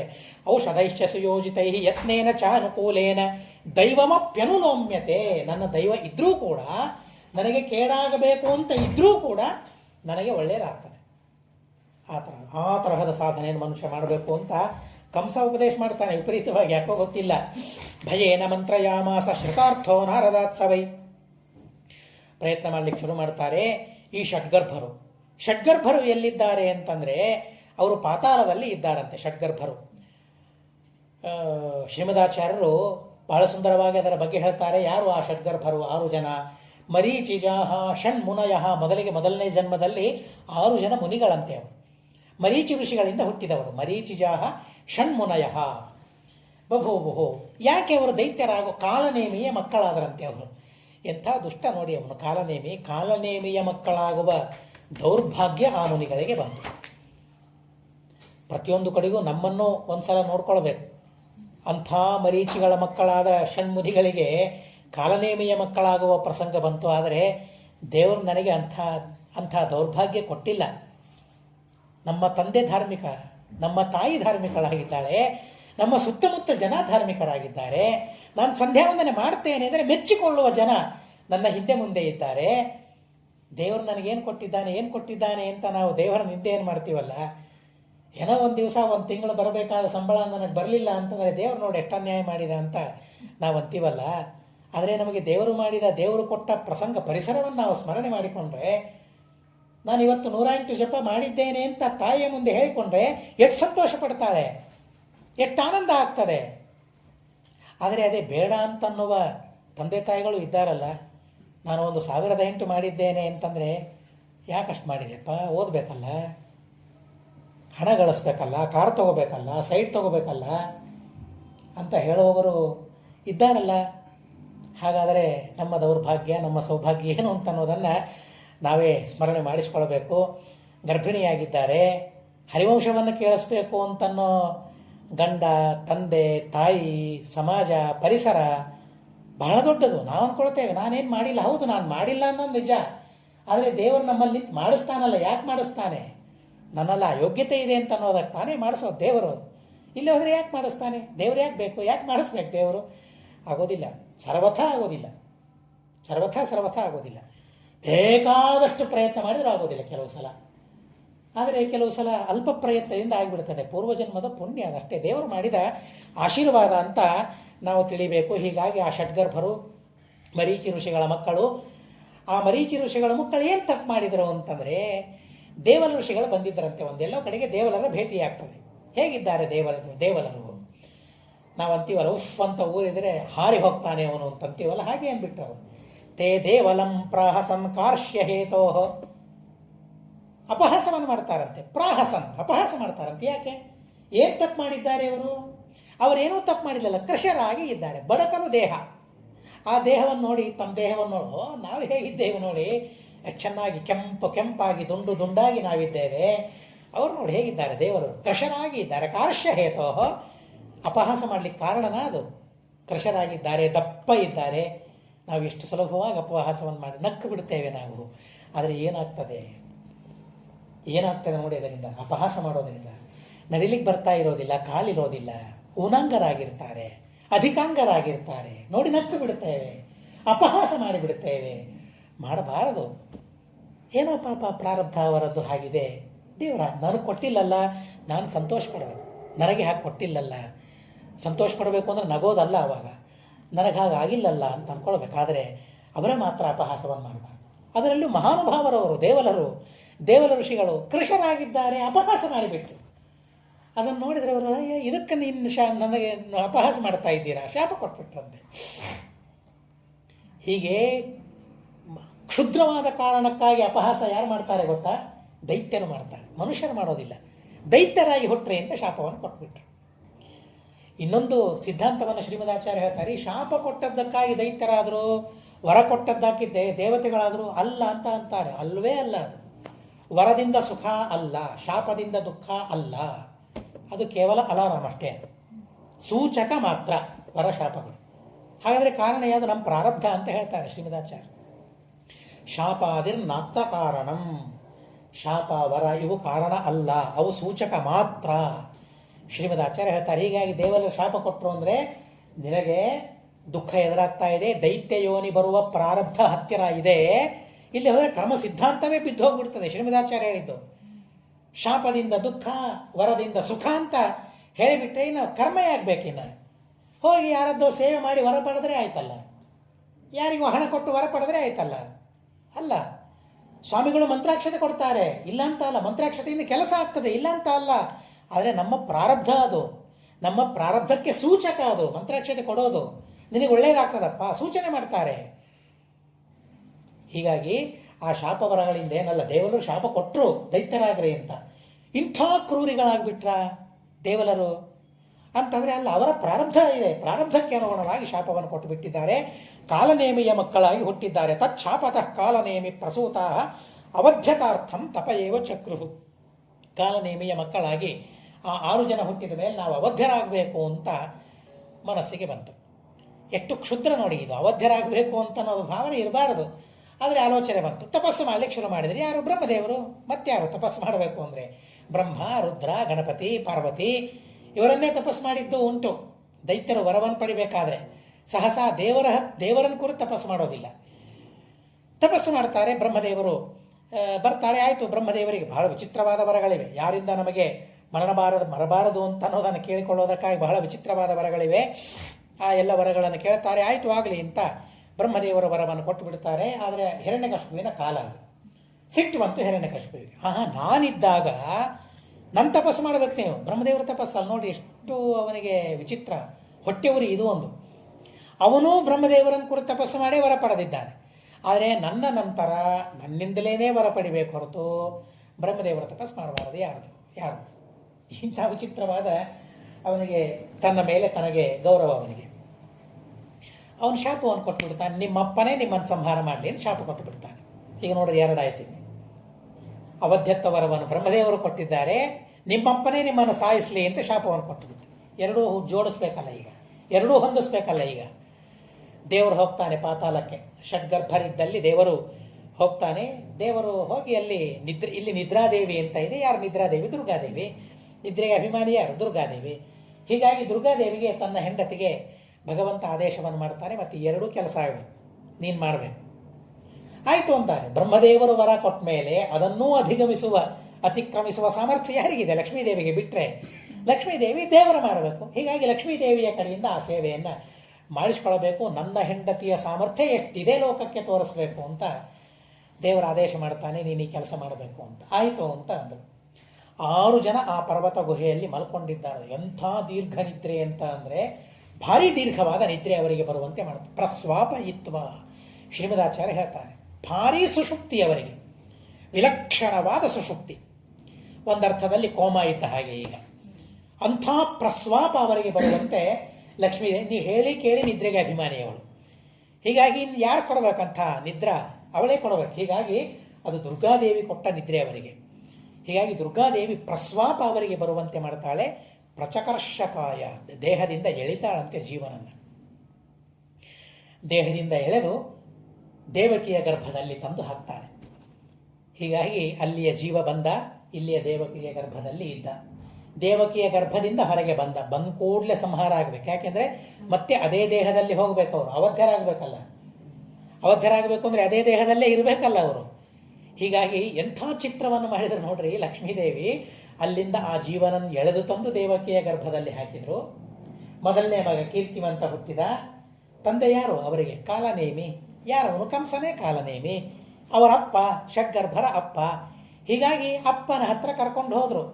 ಸಂಹಾರ ಮಾಡಿದ ಅಪ್ಪ. ಹಿರಣ್ಯಕಶಿಪುವಿನ ಶಾಪವೂ ಪೂರ್ಣವಾಯಿತು, ಬ್ರಹ್ಮದೇವರ ವರವೂ ಪೂರ್ಣವಾಯಿತು. ಮತ್ತೆ ಸಂಹಾರ ಆದ ಕೂಡಲೇ ಆ ಜೀವನ ಮತ್ತೆ ಕರ್ಕೊಂಡು ಬಂದು ಆ ದೇಹದಲ್ಲಿ ಇಟ್ಬಿಟ್ಟು ಆ ಜೀವ ಎದ್ಬಿಟ್ಟ ಒಬ್ಬವ. ಅವನ ಅವಧ್ಯನೂ ಆದ, ತಂದೆಯಿಂದ ಮರಣವೂ ಬಂದು ಹೋಯಿತು. ಎರಡೂ ಕೆಲಸವನ್ನು ಲಕ್ಷ್ಮೀದೇವಿ ಮಾಡಿಬಿಟ್ಲು. ಕೇಳಲಿಕ್ಕೆ ಹೇಳಲಿಕ್ಕೆ ಬಹಳ ಸುಲಭ ಅಂತ ಅನ್ನಿಸ್ತದೆ, ಆದರೆ ಮಾಡಲಿಕ್ಕೆ ಎಷ್ಟು ಕಷ್ಟದ ಕೆಲಸ ಇದು. ಸುಲಭವಾಗಿ ನಾವು ಇವತ್ತು ಅರ್ಥ ಮಾಡ್ಕೊಳ್ಳಿಕ್ಕೆ ಒಂದು ಯೋಗ ಇದೆ ನಮಗೆ. ಇವತ್ತು ನಾವು ಒಂದು ಫೈಲನ್ನು ಕಾಪಿ ಪೇಸ್ಟ್ ಮಾಡ್ತೀವಲ್ಲ, ಏನು ಯಾರು ಮಾಡಿದ್ದು ಮೊದಲಿಗೆ? ಲಕ್ಷ್ಮೀದೇವಿ. ಅವಳು ಹೇಗೆ ಬೇಕು ಹಾಗೆ ಮಾಡ್ತಾಳೆ, ಕಟ್ ಪೇಸ್ಟ್ ಮಾಡ್ತಾಳೆ, ಕಾಪಿ ಪೇಸ್ಟ್ ಮಾಡ್ತಾಳೆ, ಹೇಗೆ ಬೇಕು ಹಾಗೆ ಮಾಡ್ತಾಳೆ. ಅಂಥ ಸಾಮರ್ಥ್ಯ ಲಕ್ಷ್ಮೀದೇವಿಗೆ ಇದೆ. ಆ ಜೀವನನ್ನು ಮಲಗಿಸಿ ಎಳೆದೊಯ್ದು ಅಲ್ಲೂ ಇರ್ತದೆ, ಇಲ್ಲೂ ಇರ್ತದೆ. ಎಷ್ಟು ವಿಚಿತ್ರ ಅಂತ ಅನಿಸ್ತದೆ ನೋಡಿದರೆ. ಹೇಗಿಲ್ಲಿದೆ ಅಂತ ಆಶ್ಚರ್ಯವಾಗಿ ಹೋಗ್ಬಿಡ್ತದೆ. ಇದೆ ಅಷ್ಟೇ. ನಮಗೆ ಹೇಗೆ ಅರ್ಥವೇ ಆಗೋದಿಲ್ಲ. ಅದು ಹೇಗಿದೆ ಅಂತ ಅನ್ನೋದೇ ಗೊತ್ತಾಗೋದಿಲ್ಲ. ಅದು ಇರಲಿ, ಆದರೆ ಕೆಲಸವನ್ನು ಮಾತ್ರ ನಾವು ಮಾಡ್ತಾ ಹೋಗ್ತೇವೆ ಅಷ್ಟೇ, ಅಲ್ಲಿ ಇಟ್ಟುಕೊಂಡು ಇಲ್ಲೂ ಇಟ್ಟುಕೊಂಡು. ಆದರೂ ಧೈರ್ಯ ಇಲ್ಲ. ಯಾವಾಗ ಎಲ್ಲಿಂದ ಯಾವಾಗ ಹೋಗ್ತದೆ ಗೊತ್ತಿಲ್ಲ. ಅಷ್ಟು ವಿಚಿತ್ರ ಅದು. ಎಲ್ಲಿ ಇರ್ತವೆ ಅಂತ ಎಲ್ಲರೂ ಹೇಳ್ತಾರೆ, ಆದರೆ ವಿಶ್ವಾಸ ಇಡಬೇಡಿ ಅಂತ ಹೇಳ್ತಾರೆ ಎಲ್ಲರೂ. ಹೋಯ್ತು ಅಂದರೆ ಹೋಗೇ ಬಿಟ್ಟು, ಒಂದ್ಸಲ ಹೋಯ್ತು ಅಂದರೆ ಮತ್ತೆ ತರಲಿಕ್ಕೆ ಆಗೋದಿಲ್ಲ ಅದನ್ನು. ಇರಲಿ, ಆದರೆ ಲಕ್ಷ್ಮೀದೇವಿ ಆ ತರಹದ ಕೆಲಸವನ್ನು ಮಾಡ್ತಾಳೆ. 1 ಬಾರಿ ಅಲ್ಲ, 6 ಬಾರಿ ಈ ಕೆಲಸ ನಾರದರಿಗೆ ಒಪ್ಪಿಸ್ತಾರೆ. ಕಂಸ ಸಾಯಿಸಲಿಲ್ಲ, ಹೊರಗೆ ಕಳಿಸಿದ. ಚಿಂತೆ ಆಯ್ತು ಅವರಿಗೆ. ದೇವ ಕಾರ್ಯ ಆಗಬೇಕಾಗಿದೆ, ಸಾಯ್ಬೇಕು ಅವರು. ಅದರಿಂದ ನಾರದರು ಹೋಗ್ತಾರೆ, ಹೇಳ್ತಾರೆ, ಕಂಸ 6 ಜನರನ್ನು ಸಂಹಾರ ಮಾಡಿಬಿಟ್ಟ. 7ನೇ ಗರ್ಭ ಬಲರಾಮ, ಸಂಕರ್ಷಣ, ಶೇಷದೇವರು ಬರ್ತಾರೆ. ಮತ್ತೆ ಲಕ್ಷ್ಮೀದೇವಿಗೆ ಆದೇಶ ಮಾಡ್ತಾರೆ, ಅಲ್ಲಿರಬಾರದು, ಅವನು ಬದುಕಬೇಕು, ಅವನಿಗೆ ಸಾವಿಲ್ಲ. ಹೀಗಾಗಿ ದೇವಕಿಯ ಗರ್ಭದಿಂದ ಅದನ್ನು ರೋಹಿಣಿಯ ಗರ್ಭದಲ್ಲಿ ಪೇಸ್ಟ್ ಮಾಡಬೇಕು, ಕಟ್ ಪೇಸ್ಟ್ ಮಾಡಬೇಕಲ್ಲಿ. ಹೀಗಾಗಿ ಅಲ್ಲಿ ಆ ಕೆಲಸ ಆಯಿತು ಅಂತ ಅಂದು ಲಕ್ಷ್ಮೀದೇವಿ. ಆಯಿತು ಅಂತ ಹೇಳಿ ಆ ಗರ್ಭವನ್ನು ಎಳೆದು ಹೋಗ್ತಾಳೆ. ಹೀಗಾಗಿ ಕರ್ಷಣ ಅಂದರೆ ಎಳೆಯೋದು ಅಂತ, ಸಂಕರ್ಷಣ. ಅವನಿಗೇನೂ ತೊಂದರೆಯಾಗದೇ ಇದ್ದಂತೆ ಎಳೆದುಕೊಂಡು ಹೋಗೋದು. ಹುಲಿ ತನ್ನ ಮಕ್ಕಳನ್ನು ಬಾಯಲ್ಲಿ ಇಟ್ಕೊಂಡಿರ್ತದಲ್ಲ, ನಾವು ಬರೀ ಟಿವಿಯಲ್ಲಿ ನೋಡ್ತೇವೆ. ಬೆಕ್ಕು ಹಾಗೆ ಒಯ್ತದೆ. ಮಂಗ ಹೇಗೆ ಹಾರ್ತದೆ ನೋಡಿ, ತನ್ನ ಹೊಟ್ಟೆಗೆ ಇಟ್ಕೊಂಡು ಹೇಗೆ ಹಾರ್ತದೆ. ಆದರೆ 1 ಸಲ ಕೆಳಗೆ ಬಿದ್ದದ್ದು ಇಲ್ಲ. ಏನು ವಿಚಿತ್ರ ಅಲ್ಲ. ಆ ತಾಯಿಗೆ ಏನು ಶಕ್ತಿ ಕೊಟ್ಟಿರ್ತಾನಲ್ಲ ದೇವರು. ಯಥಾ ವ್ಯಾಘ್ರೀ ಹರೇತ್ ಪುತ್ರಾನ್. ತನ್ನ ಹಲ್ಲಲ್ಲಿ ಇಟ್ಕೊಂಡಿರ್ತದೆ ಮಗುವನ್ನು. ಹಲ್ಲಿನಿಂದ ತೊಂದರೆಯಾಗೋದಿಲ್ಲ ಆ ಮಗುವಿಗೆ. ಸಣ್ಣ ಎಷ್ಟು ಚೂಪಾಗಿರ್ತದೆ ಅದರ ಹಲ್ಲುಗಳು. ಯಥಾ ವ್ಯಾಘ್ರೀ ಹರೇತ್ ಪುತ್ರಾನ್ ದೌಷ್ಟ್ರಾಭ್ಯಾಂಚ ನ ಪೀಡೆಯೇ. ಹಲ್ಲುಗಳಿಂದ ಪೀಡ ಆಗಬಾರದು, ಮರಿಯನ್ನು ಒಯ್ಬೇಕು. ಏನು ದೇವರ ಶಕ್ತಿ ಕೊಟ್ಟಿರ್ತಾನಲ್ಲ. ನಮಗೆ ಹೀಗೆ ಮುಟ್ಟಿದರೆ ನೋವು ಅಂತಂತಾರೆ ಮಕ್ಕಳು. ಆದರೆ ಆ ಹುಲಿಗೆ ಏನು ಶಕ್ತಿ ದೇವರು ಚೂಪಾದ ಹಲ್ಲು ಕೊಟ್ಟಿದ್ದಾನೆ. ಆ ಹಲ್ಲಿನಿಂದ ತನ್ನ ಮಗುವಿಗೆ ಯಾವ ತೊಂದರೆ ಆಗಬಾರ್ದು. ಆ ತರಹದ ಶಕ್ತಿಯನ್ನು ಭಗವಂತ ಕೊಡ್ತಾನೆ. ಹಾಗೆ ಲಕ್ಷ್ಮೀದೇವಿ ಸಂಕರ್ಷಣ, ಆ ಜೀವನಿಗೆ ಶೇಷನಿಗೆ ನೋವಾಗದೇ ಇದ್ದಂತೆ ವಿಷ್ಣು ಭಕ್ತ ಅವನು. ವಿಷ್ಣು ಭಕ್ತರಿಗೆ ನೋವು ಕೊಡಬಾರದು, ಲಕ್ಷ್ಮೀದೇವಿ ಅದನ್ನು ಪಾಲನೆ ಮಾಡ್ತಾಳೆ. ಹೀಗಾಗಿ ಆ ಜೀವನಿಗೆ ನೋವಾಗದೇ ಇದ್ದಂತೆ ತಂದು ರೋಹಿಣಿಯಲ್ಲಿ ಹಾಕಿಬಿಡ್ತಾಳೆ. ಗರ್ಭಸ್ರಾವಾಯಿತು ಅಂತ ಜನ ತಿಳಿದು ಬಿಟ್ರು. ಆದರೆ ಇಲ್ಲಿ ಬಲರಾಮ ಬೆಳೀತಾ ಇದ್ದಾನೆ. ಬಲರಾಮ ಬೆಳೆದ 8ನೇ ಗರ್ಭ ಭಗವಂತ ಕೃಷ್ಣ ಪರಮಾತ್ಮ ಬಂದ, ದೇವರಲ್ಲಿ ಸನ್ನಿಹಿತನಾದ. ಭಾಗವತದಲ್ಲಿ ಬಹಳ ಸುಂದರವಾಗಿ ಹೇಳ್ತಾರೆ, ದೇವತೆಗಳೆಲ್ಲ ಬರ್ತಾರಂತೆ, ದೇವರ ಗರ್ಭದಲ್ಲಿದ್ದಾನೆ ನೋಡೋದಕ್ಕಾಗಿ ಬರೋಣ ಅಂತ ಹೇಳಿ. ಅದೊಂದು ದೇವಾಲಯ. ದೇವಕಿಯ ಹೊಟ್ಟೆ ಗರ್ಭ ಏನಿದೆಯಲ್ಲ ಅದೊಂದು ದೇವಾಲಯ, ನಿಜವಾದ ದೇವಾಲಯ. ಸ್ವಯಂ ದೇವರೇ ಬಂದಿದ್ದಾನೆ. ನಾವು ಪ್ರತಿಯೊಬ್ಬರೂ ದೇವಾಲಯವೇ ಮನುಷ್ಯರು. ಹರಿಕಥಾಮೃತಸಾರದಲ್ಲಿ ಹೇಳ್ತಾನೆ, ಎಷ್ಟು ರೂಪಗಳಿಂದ ಭಗವಂತ ನಮ್ಮಲ್ಲಿರ್ತಾನೆ. 1 ರೂಪನ, 2 ರೂಪನ, 100, 1000, ಕೋಟಿಯ ಅಣುವಿನಲ್ಲಿ ಭಗವಂತ ತುಂಬಿದ್ದಾನೆ. ಪ್ರತಿಮೆಯ ಪೂಜೆ ಮಾಡುವಾಗ ಹಾಗೆ ಚಿಂತನೆ ಮಾಡ್ರಿ ಅಂತ ಹೇಳ್ತಾರಲ್ಲ, ಜಡವಾದ ಪ್ರತಿಮೆಯ ಅಣುವಿನಲ್ಲಿ ಮುಖ್ಯ ಪ್ರಾಣದೇವ, ಆ ಮುಖ್ಯ ಪ್ರಾಣದೇವರ ಅಣುವಿನಲ್ಲಿ ಲಕ್ಷ್ಮೀದೇವಿ, ಆ ಲಕ್ಷ್ಮೀದೇವಿಯ ಅಣುವಿನಲ್ಲಿ ಪರಮಾತ್ಮ ತುಂಬಿದ್ದಾನೆ ಅಂತ ಗೋಲಕ ಚಿಂತನವನ್ನು ಮಾಡಿ ಪೂಜೆ ಮಾಡಿ ಅಂತ ಹೇಳ್ತಾರಲ್ಲ. ಎಂಥ ಅದ್ಭುತವಾದ ಪೂಜೆ ಅದು. ಬ್ರಹ್ಮದೇವರಿಗೆ ಇರ್ಲಿಕ್ಕಾಗಲಿಲ್ಲ ಸತ್ಯಲೋಕದಲ್ಲಿ, ರುದ್ರದೇವರಿಗೆ ಇರ್ಲಿಕ್ಕಾಗಲಿಲ್ಲ, ದೇವತೆಗಳಿಗೆ ಇರ್ಲಿಕ್ಕಾಗಲಿಲ್ಲ. ದೇವಕಿಯಂತೆ ಗರ್ಭದಲ್ಲಿ ಭಗವಂತನನ್ನು ಧಾರಣೆ ಮಾಡಿದ್ದಾಳಂತೆ. ಗರ್ಭಗುಡಿ ಅಂತ ನಾವು ಅಂತೀವಲ್ಲ, ಯಾಕೆ ಆ ಹೆಸರು ಬಂತು ಗರ್ಭಗುಡಿ? ಅದು ಗರ್ಭಗುಡಿ ಅಂತ. ಯಾರಿರ್ತಾರೆ ಗರ್ಭಗುಡಿಯಲ್ಲಿ? ದೇವರಿರ್ತಾನೆ. ಅಲ್ಲಿ ಕೆಟ್ಟ ಕೆಲಸ ಮಾಡೋ ಹಾಗಿಲ್ಲ ಅಲ್ಲೆಲ್ಲ. ಆ ಗರ್ಭಗುಡಿಯಲ್ಲಿ ಒಳಗಡೆಗೆ ಯಾರ ಕೆಲಸ ಗೊತ್ತಾ? ಅಲ್ಲಿ ವಾಯುದೇವರ ಕೆಲಸ. ಅಲ್ಲಿ ಪ್ರಾಣಾದೇವ ವಿಬೋಧನಂ ಉಪನಿಷತ್ತಿನಲ್ಲಿ ಅಂಥ ಅದ್ಭುತವಾದ ಪ್ರಾಣದೇವರ ಮಹಿಮೆಯನ್ನು ಹೇಳ್ತಾರೆ. ಯಾರು ರಕ್ಷಣೆ ಮಾಡ್ತಾರೆ? ಬಂದ್ಮೇಲೆ ನಾನು ಹಾಲು ಕೊಟ್ಟೆ ಅಂತ ನನಗೆ ಹೆಮ್ಮೆ, ಗರ್ವ ನಮಗೆ. ಒಳಗೆ ಯಾರು ಆಹಾರ ಒದಗಿಸೋರು? ಯಾರು? ಅಲ್ಲಲ್ಲಿ ಆಹಾರ ಇಟ್ಟವರು ಯಾರು? ಗರ್ಭದಲ್ಲಿ ಹೇಗೆ ಹೋಗ್ತದೆ ಆಹಾರ ಅದು? ಹೀಗಾಗಿ ಆ ಗರ್ಭದ ಒಳಗೆ ಇರುವ ಜೀವನಿಗೆ ನೋವು ಆಗಬಾರದು ಅನ್ನೋದಕ್ಕಾಗಿ ಶಾಸ್ತ್ರ ಗರ್ಭಿಣಿಯರಿಗೆ ಆಹಾರದ ವಿಧಾನವನ್ನು ಮಾಡಿದೆ. ಬಹಳ ಬಿಸಿ ತಿನ್ನಬೇಡ್ರಿ, ಬಹಳ ಹುಳಿ ತಿನ್ನಬೇಡ್ರಿ, ಬಹಳ ಖಾರ ತಿನ್ನಬೇಡ್ರಿ. ಯಾಕೆ ಅಂದರೆ ಆ ಖಾರ ತಿಂದಾಗ ಒದ್ದಾಡ್ತಾನೆ ಜೀವ. ಅಲ್ಲಿ ಈ ಕೈ ಚರ್ಮ ಹೋದಾಗ ಸ್ವಲ್ಪ ಖಾರ ಹಚ್ಕೊಂಡ್ರೆ, ಬಿಸಿ ಹತ್ತಿದ್ರೆ ಎಷ್ಟು ಒದ್ದಾಡ್ತಾನೆ ಜೀವ. ಚಳಿಗಾಲದಲ್ಲಿ ಪೆಟ್ಟು ಬಿದ್ದರೆ ಎಷ್ಟು ನೋವಾಗ್ತದೆ ಜೀವನಿಗೆ. ಇದು ಏನೂ ಅಲ್ಲ, ಈ ನೋವು ಏನೂ ಅಲ್ಲ. ಆದರೆ ಗರ್ಭದಲ್ಲಿದ್ದಾಗ ಇನ್ನೂ ದೇಹ ಬಂದಿರೋದಿಲ್ಲ, ಮಾಂಸ ಇರೋದಿಲ್ಲ, ಚರ್ಮ ಬಂದಿರೋದಿಲ್ಲ, ಚರ್ಮ ಗಟ್ಟಿಯಾಗಿರೋದಿಲ್ಲ. ಅದಕ್ಕೆ ಆ ಬಿಸಿ ತಾಕಿಬಿಟ್ಟರೆ ಎಷ್ಟು ಒದ್ದಾಡ್ತಾನೆ ಜೀವ. ಹುಳಿ ತಾಕಿದರೆ ಎಷ್ಟು ಒದ್ದಾಡ್ತಾನೆ, ಖಾರ ತಾಕಿದರೆ ಎಷ್ಟು ಒದ್ದಾಡ್ತಾನೆ ಜೀವನಿಗೆ. ಏನಾಗ್ತದೆ ಗೊತ್ತಿಲ್ಲ. ಅಲ್ಲಿ ಗರ್ಭದಲ್ಲಿದ್ದಾಗ ಜೀವ ಅನ್ಕೊಳ್ತಾನಂತೆ, ಸ್ವಾಮಿ ನನ್ನನ್ನು ನರಕದಲ್ಲಿ ಹಾಕು, ಇನ್ನೊಂದ್ಸಲ ಗರ್ಭದಲ್ಲಿ ಹಾಕಬೇಡ ಅಂತ ಅಂತಾನಂತೆ ಜೀವ. ಅಷ್ಟು ತೊಂದರೆ ಆಗ್ತದಂತೆ. ಹೀಗಾಗಿ ಗರ್ಭದಲ್ಲಿದ್ದ ಜೀವನಿಗೆ ತಾಯಿ ತೊಂದರೆ ಕೊಡೋದಿಲ್ಲ, ಖಾರ ತಿನ್ನೋದಿಲ್ಲ, ಹುಳಿ ತಿನ್ನೋದಿಲ್ಲ. ಏನು ವ್ರತ ಮಾಡ್ತಾರೆ ನಿಜವಾಗಿ. ಅಂತಹ ತಾಯಿಯರಿಗೆ ನಮಸ್ಕಾರ ಮಾಡೋದು ಬಿಟ್ಟರೆ ಇನ್ನೇನು ಮಾಡ್ಲಿಕ್ಕೆ ಸಾಧ್ಯ ಇದೆ ಹೇಳಿ? ಯಾಕೆ ತಾಯಿಯರನ್ನು ಅಷ್ಟು ಗೌರವದಿಂದ ಕಾಣಬೇಕು? ನೆನಪಾಗೋದಿಲ್ಲ. ಬೈದು ಬಿಡ್ತೇವೆ, ನಿಂದೆ ಮಾಡ್ತೇವೆ, ಅಂತೇವೆ, ಆಡ್ತೇವೆ, ಕೆಲಸ ಮಾಡೋದಿಲ್ಲ, ಏನೇನೋ ಮಾಡಿಬಿಡ್ತೇವೆ ತಂದೆ ತಾಯಿಯರಿಗೆ. ಆದರೆ ಎಷ್ಟು ಕಷ್ಟ ಅನುಭವಿಸಿದ್ದಾರೆ, ಎಷ್ಟು ವ್ರತಗಳನ್ನು ಮಾಡಿದ್ದಾರೆ ನಮಗಾಗಿ ಆ ತಂದೆ ತಾಯಿಗಳು. ದೇವರು ಬರ್ತಾರೆ, ದೇವರಿದ್ದಾರೆ, ಬ್ರಹ್ಮಾಂಡ ದೇವತೆಗಳು ಬರ್ತಾರೆ, ಸ್ತೋತ್ರ ಮಾಡ್ತಾರೆ. ಸತ್ಯವ್ರತಂ ಸತ್ಯಪರಂ ತ್ರಿಸತ್ಯಂ ಸತ್ಯಸ್ಯ ಸತ್ಯಮುತ ಸತ್ಯನೇತ್ರಂ ಸತ್ಯಾತ್ಮಕಂ ತ್ವಾಂ ಶರಣಂ ಪ್ರಪನ್ನಾಃ ಬ್ರಹ್ಮಭವಾವೂಚ. ಅದ್ಭುತವಾದ ಸ್ತೋತ್ರ ಇದೆ, ಗರ್ಭಸ್ತುತಿ, ಅತ್ಯದ್ಭುತವಾದ ಸ್ತೋತ್ರ. ಬ್ರಹ್ಮದೇವರು ರುದ್ರದೇವರು ಕೋರಸ್ ಇಬ್ಬರು ಸೇರಿ ಹೇಳುವ ಸ್ತೋತ್ರ ಅದು. ಅದ್ಭುತವಾದ ಸ್ತೋತ್ರ. ಬ್ರಹ್ಮದೇವರು ಹೇಳ್ತಾರೆ, ಅಪ್ಪ ನಾನು ಹುಟ್ಟಿಸ್ತಾ ಇಲ್ಲ ನಿನ್ನನ್ನು, ತಪ್ಪು ತಿಳಿಬೇಡ ಅಂತ ಹೇಳ್ತಾರೆ. ಎಲ್ಲರನ್ನು ಹುಟ್ಟಿಸೋರು ಬ್ರಹ್ಮದೇವರೇ ಅಲ್ಲ, ನಾನು ನಿಮ್ಮನ್ನು ಹುಟ್ಟಿಸ್ತಾ ಇಲ್ಲ ತಿಳಿಸೋದಕ್ಕಾಗಿ ಬರ್ತಾರತ್ತೆ ಬ್ರಹ್ಮದೇವರು. ರುದ್ರದೇವರು ಬರ್ತಾರೆ, ನಾನು ನಿನ್ನನ್ನು ಸಂಹಾರ ಮಾಡೋದಿಲ್ಲ, ನನ್ನ ಸಂಬಂಧವೇ ಇಲ್ಲ, ಹೀಗಾಗಿ ನೀನೇನೋ ದೇಹ ಬಿಟ್ಟು ಹೋಗ್ತೀಯ. ಆಮೇಲೆ ರುದ್ರದೇವರು ಮಾಡಿದ್ರು ಸಂಹಾರ, ಕೃಷ್ಣನ ಸಂಹಾರ ಅಂತ ಯಾರಾದರೂ ಅಂದರೆ ಆ ಪಾಪ ನನ್ನ ತಲೆ ಕಟ್ಟಬೇಡ.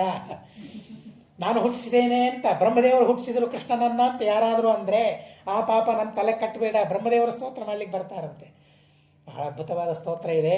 ಹಾಗೆಲ್ಲ ಗರ್ಭ ಗುಡಿಯಲ್ಲಿ ಇರುವ ಆ ದೇವರ ಸ್ತೋತ್ರವನ್ನು ಮಾಡ್ತಾರೆ. ಆ ಗರ್ಭಗುಡಿಯಲ್ಲಿ ದೇವರಿರ್ತಾನೆ, ವಾಯುದೇವರಿರ್ತಾರೆ, ವಾಯುದೇವರ ಕೆಲಸ ನಡೀತಾ ಇರ್ತದೆ. ಹೀಗಾಗಿ ಆ ಗರ್ಭಿಣಿಯರಿಗೆ ಬೇಕಾದದ್ದನ್ನು ಕೊಡಬೇಕು ಅಂತ ಹೇಳ್ತಾರೆ. ವಿಹಿತವಾದದ್ದನ್ನು ಬಯಸಬೇಕು, ವಿಹಿತವಾದದ್ದನ್ನು ಗರ್ಭಿಣಿಯರಿಗೆ ದೊಡ್ಡ ಪೂಜೆ ಅಂತ ಹೇಳಿದ್ದಾರೆ. ಅದನ್ನು ಗರ್ಭಿಣಿಯರಿಗೆ ಬೇಕಾದ ವಸ್ತುವನ್ನು ಒದಗಿಸಿ ಕೊಡೋದು ಅದಕ್ಕಿಂತಲೂ ದೊಡ್ಡದಾದ ದೇವರ ಪೂಜೆ ಇಲ್ಲ ಅಂತ ಹೇಳ್ತಾರೆ. ದೋಹದ ಅಂತ ಹೇಳ್ತಾರೆ. ಹಾಗೆ ಅವರೆಲ್ಲ ಬಂದು ಸ್ತೋತ್ರ ಮಾಡ್ತಾರೆ.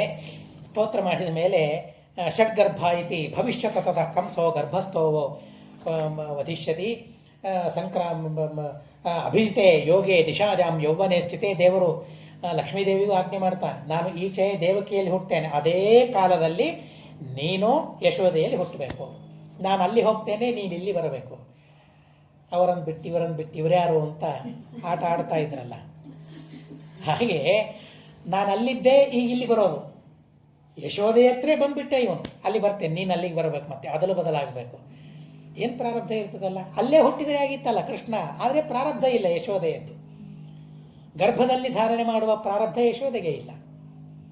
ದೇವಕಿಗೆ ಗರ್ಭದಲ್ಲಿ ಧಾರಣೆ ಮಾಡುವ ಪುಣ್ಯ ಪ್ರಾರಬ್ಧ, ಇಷ್ಟೇ ಬೆಳೆಸುವ ಪ್ರಾರಬ್ಧ, ಪೋಷಣೆ ಮಾಡುವ ಪ್ರಾರಬ್ಧ ಅವಳಿಗೆ ಇಲ್ಲ. ಏನು ಪ್ರಾರಬ್ಧವನ್ನು ಒಂದ್ಸಲ ನಮ್ಮ ಪ್ರಾರಬ್ಧವನ್ನು ಅವರವರ ಪ್ರಾರಬ್ಧದ ಕಥೆಯನ್ನು ನಾವು ಹೇಳ್ತಾ ಹೋದರೆ, ಪ್ರಾರಬ್ಧದ ಸಪ್ತಾಹವನ್ನು ತಿಳಿತಾ ಹೋದರೆ ಬಹಳ ವಿಚಿತ್ರ ಅಂತ ಅನಿಸ್ತದೆ. 16,108 ಮದುವೆಯನ್ನು ಮಾಡಿಕೊಂಡ ಒಂದು ಮದುವೆ ನೋಡ್ಲಿಕ್ಕೆ ಆಗಲಿಲ್ಲ ತಾಯಿಗೆ.